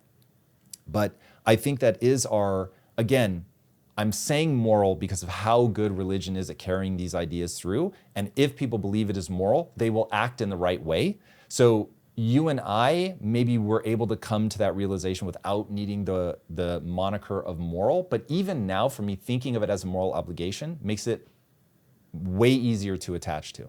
Interesting. I hate that word in the context that you're saying it, because it's like you think that I'm morally wrong for not having children. That's your belief Can system. you That's not define my moral system. the way that I mean it?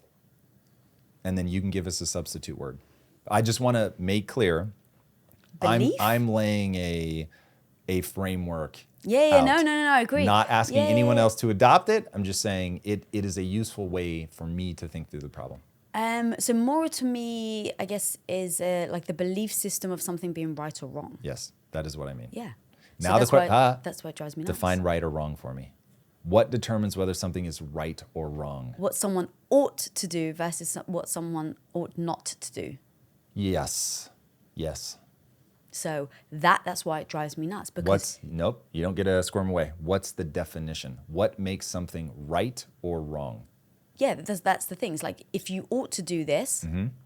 and you don't do it, it's wrong. What defines ought? When ought you do something? Right or wrong is, I mean, it's whether you should or shouldn't. Yes, what you but what believe, makes something what you should or shouldn't based do? on your belief system. Okay, but how is that? What's that anchored to?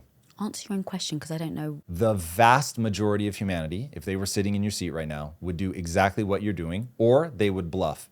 That's the fucking problem. This is what I am really worried about society right now, because people have nothing to anchor it to. This is why when Jordan Peterson started talking about religion, at first I was like, why is he talking about religion? Like, this doesn't make any sense. I was like, bro, go back to being the internet's dad. This is such a weird side quest. It just was so random to me.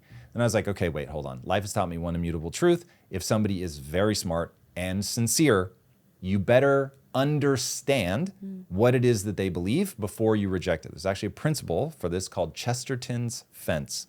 If you find a fence in the middle of a field and have no idea what it does, don't tear it down. Figure out first what it was designed for. If that design is no longer needed, then you tear it down. So I see Jordan going ham on religion, and I'm just like, I don't understand. So let me dig in and figure out what on earth he's talking about. I'm now putting in fact, it won't do me well to put words in Jordan's mouth. So I will speak for myself now. What I learned about myself in going deep on that was that, my belief system isn't anchored to anything that I can articulate. So let me write down what is my belief system anchored on. And my belief system is anchored on efficacy in achieving a goal that is honorable, with the North Star at all times of maximizing human flourishing. Once you understand that chain, for me, you can predict all of my beliefs, my value systems, because I'm just like, will this increase human flourishing? Yes. Will this action be maximally efficient in driving me towards the outcome of human flourishing? No, then I need to find something better. Yes, cool, then I'm going to do it. To misunderstand either that I'm driving towards human flourishing or that I worship at the altar of efficacy, I will be very confusing to people. So what I'm saying is, what is right, what one ought to do, is that which is efficient at moving yourself and others towards human flourishing. If it tears people down, and I would say in the long run, because a lot of times you have to do you're gonna have to hurt somebody's feelings to introduce them to the truth, whatever. So, I mean, look, it gets very messy very fast. But just as a high-level thumbnail sketch, everybody, in my opinion, ought to know what their value system is based on, because I believe that if they don't, they will not be able to efficiently achieve human flourishing. Incredible. All right, so now the question becomes, having heard that, do you agree with me that people do incur a moral debt by not having children? No. Because to your point of what right or wrong means, you're still making decisions based on other people's needs and not your own. So if you're saying, I'm going to make this decision that moves me towards human flourishing, right? And having children can for sure do that. But what if that for you doesn't actually make you happy? So now you're literally serving other people before yourself, and before your own needs and wants. But if you remember, part of my definition of human flourishing is both mine and others. But what if they're in conflict? So what if others want you to and you don't? So here's a great example. There's no doubt we'll get to like trolley problems and things like that where it's like, yeah, wow, that's really difficult and there's no good answer. The truest thing you will say in this interview is that there are no solutions, there are only trade-offs. Shout out to Thomas Sowell. So I concur 1,000%. So it will be very easy for us to find cases where it's like, man, there's just no good answers here. That's life. What I'm saying is, for instance, I'm building a video game. The reason I'm building a video game is one part because I love video games and storytelling, and one part because I think that that medium is incredibly good at conveying ideas. But there's probably better ways, like if you're trying to positively impact 11 to 15-year-olds, there's probably better ways than building video games, but they don't align with things that I'm passionate about. So I'm not asking anyone to believe that I'm doing the best possible thing that could ever be done, because while I love efficiency, it has to serve me and others. Right. So I'm going to do things in my unique way with my passions, unabashedly. Like I don't need other people to anoint me and say, yes, you're doing the right thing. I just need to go, do I love this? Does it fill me up? And is it honorable in that if I'm successful, it will help other people? Yes. Okay, cool. Then this, by my definition, is an honorable path to walk. And I have a feeling that you will see things along those lines echoed in all kinds of ancient texts, from the Tao Te Ching, which is my jam, to the Bible, to the Quran. I'm guessing that it will be in those, that, each person, according to their unique abilities, it's going to be something like that. All right, so let's paint a picture then of somebody that decides not to have children and doesn't intend to help others. So we're building a big business that helps people on a global scale. So to your point, I understand where everything fits. But what about that person that doesn't want children and decides, I just want to travel the world? I've got one life to live and I'm going to do everything I've ever wanted. And that means I have to busk in order to go to Japan and enjoy Japan for a while. That's the life I want. Are you saying that's morally wrong?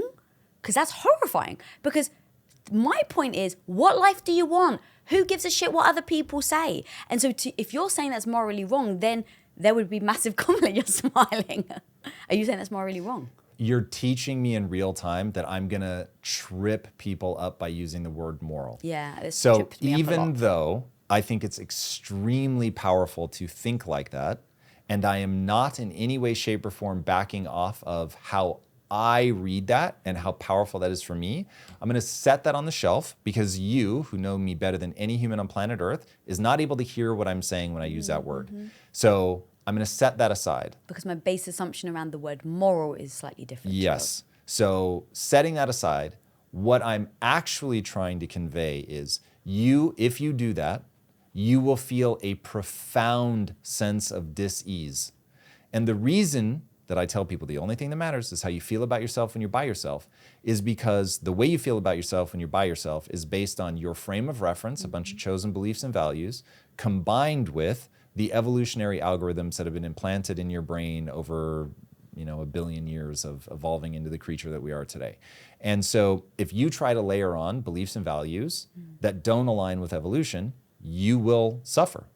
And that, to me, I feel very comfortable sliding into religious language, because it brings the gravitas that I want that moment to have, and that science just is not able to capture that gravitas. But again, I don't believe in God. I'm just using this language because it is appropriately heavy.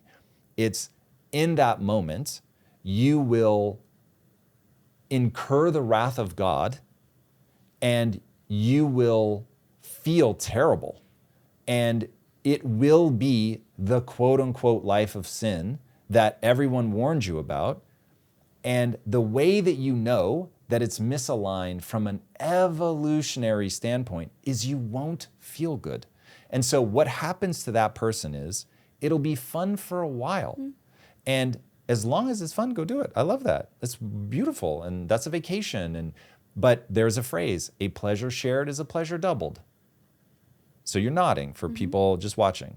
Self-evident, right? That we both look at people that we love and want for them to be in love. Just as people with children look at us and say they want us to have children, right? Yeah. So follow me on this. You want people to double that pleasure by sharing it with somebody. But that is simply an echo of evolution. Evolution is saying, I need you in a dyad. Now there are proxies. You could take your cat, and that'll be maybe a small step, but it will be better than being alone. Maybe a dog is better than a cat. Maybe a best friend is better than a dog. Maybe a lover is better than a best friend, and maybe a soulmate is the best of all. Cool. So on a spectrum, each one gets a little bit better. Each one reduces that gap between what evolution wants you to do and what you're actually doing. And so all I'm saying is, when you live out of alignment with nature, with evolution, that you are going to pay a psychological price.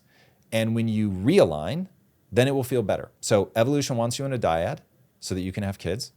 Evolution wants to make sure that you contribute to the group so that the group will protect you in a hyper hostile world. And so when you contribute to the group, you just feel good. Evolution wants you to do hard things because on an evolutionary timescale, if you did not do hard things, then everyone died.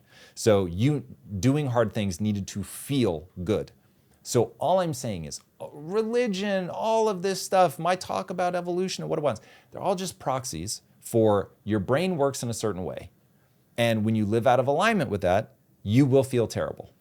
And so when I talk about human flourishing and I talk about efficiency on getting there, that is partly me. So I'm wired for efficiency, way more than your average bear. A sociopath would not agree with me about human flourishing. They just have no neurochemical tie to that. So for them, that would sound ridiculous.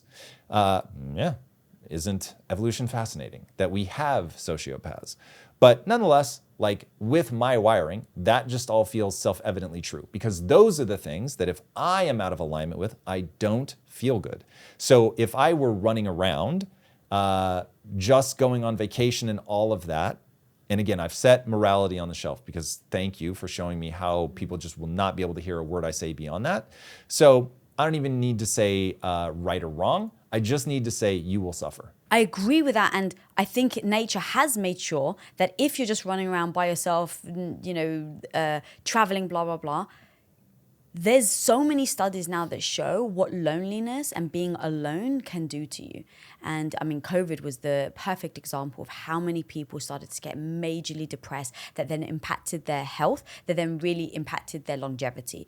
And so I think nature's made sure, to your point, that you don't like being alone, that you do want to be around other people. And then just going a step further, when you think about just like the caveman days, right? You didn't survive if you were out by yourself. So they want, in order to protect yourself, nature makes sure that you want to be around other people so that you can be part of a tribe so that you're not alone. So I completely agree and understand the evolution and why just going off and doing things by yourself on a long term won't actually be fulfilling for people.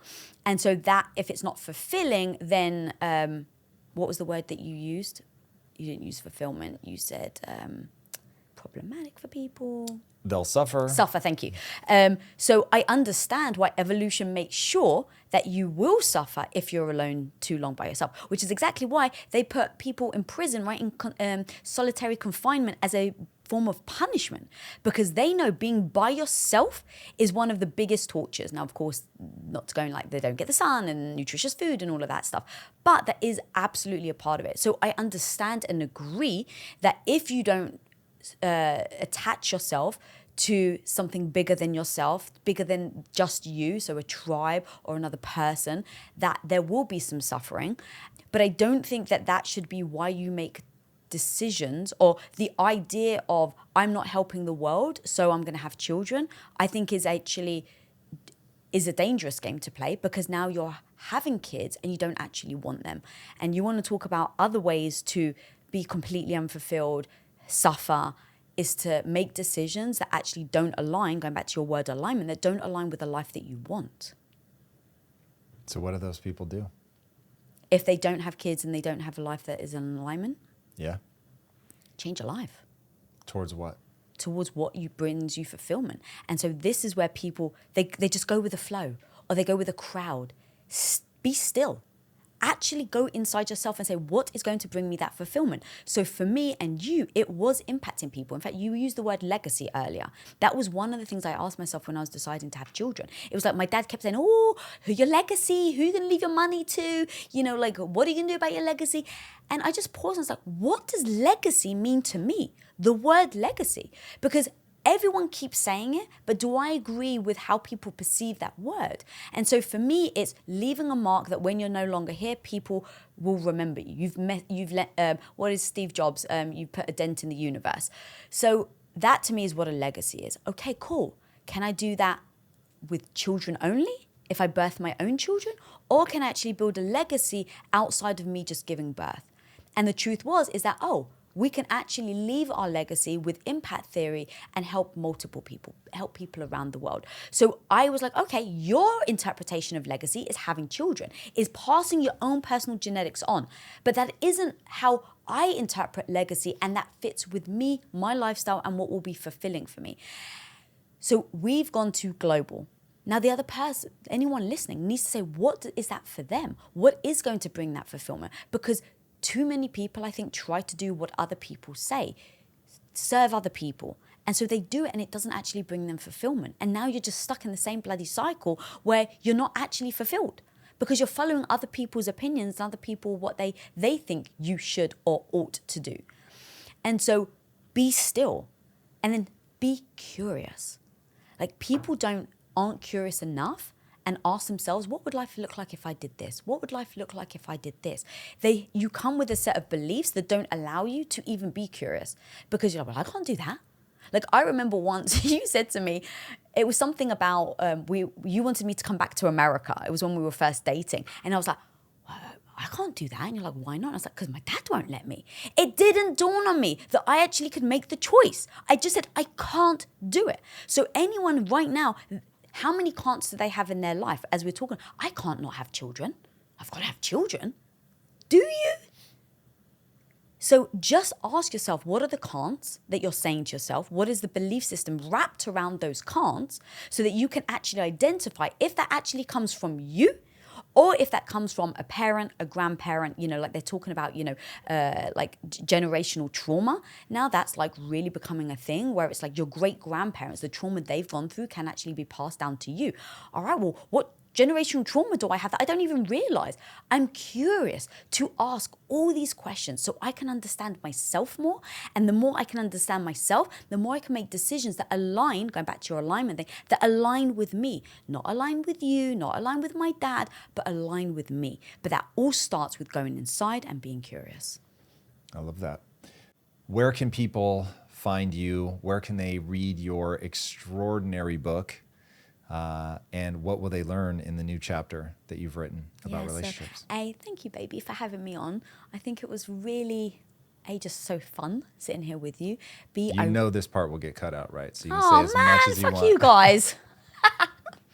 Don't you dare cut this out. I swear, Drew, I'm looking at you, dude. So basically, I don't need to say anything. You don't even need to ask the question. You can tell me whatever you want if you're going to do a thank you. Well, babe, you can go and get radical confidence. That part I want you to say. But if you're going to thank me, you know that we will cut it out. Oh, okay, sorry. I thought you were just going to cut out the whole end. No, good Lord. So yes, you can find my book, Radical Confidence. I basically wrote this and it lays out our entire story, my story from going from a housewife, from a trad wife to a badass. And it really does talk about our dynamic and how we navigated everything that we just spoken about today in getting into the mess, in the real freaking details of how we were able to sustain our relationship over this whole transition. So they can go get Radical Confidence. And if you want to follow me at Lisa Bilyeu. And guys, if you want to learn more about women, go watch Women of Impact. Like, just like you learned, babe. It's the new Cosmo. It is baby. the new Cosmo. Get in like there. It is Find me that clitoris. being that's the one thing we don't show. But I actually do have interviews with sex experts about what women actually want. So for any guys out there that want to learn more, that really want to take action because they're struggling, like, go check out my show, Women of Impact, and then go check out my book. And hopefully there's tips and tactics in there for anyone, even in a couple, in a relationship, that can make them stronger as they navigate today's world. So. Yeah, not hopefully. It's extraordinary. It is a book I highly recommend. It's on my list. I think it's in 3rd place. It is one of the most essential books. It completely encapsulates the impact theory mindset. You will learn a lot that you can deploy immediately in your life, no matter what you're trying to accomplish. All right, everybody. Speaking of what you're trying to accomplish, if you haven't already, be sure to hit that subscribe button. And until next time, my friends, be legendary. Take care. Peace. If you enjoyed this video, please check out my conversation with psychologist and relationship expert, Sadia Khan. If your motivation for becoming rich is getting more women, you have to think about the quality of women. If it takes money to access her, you are replaceable.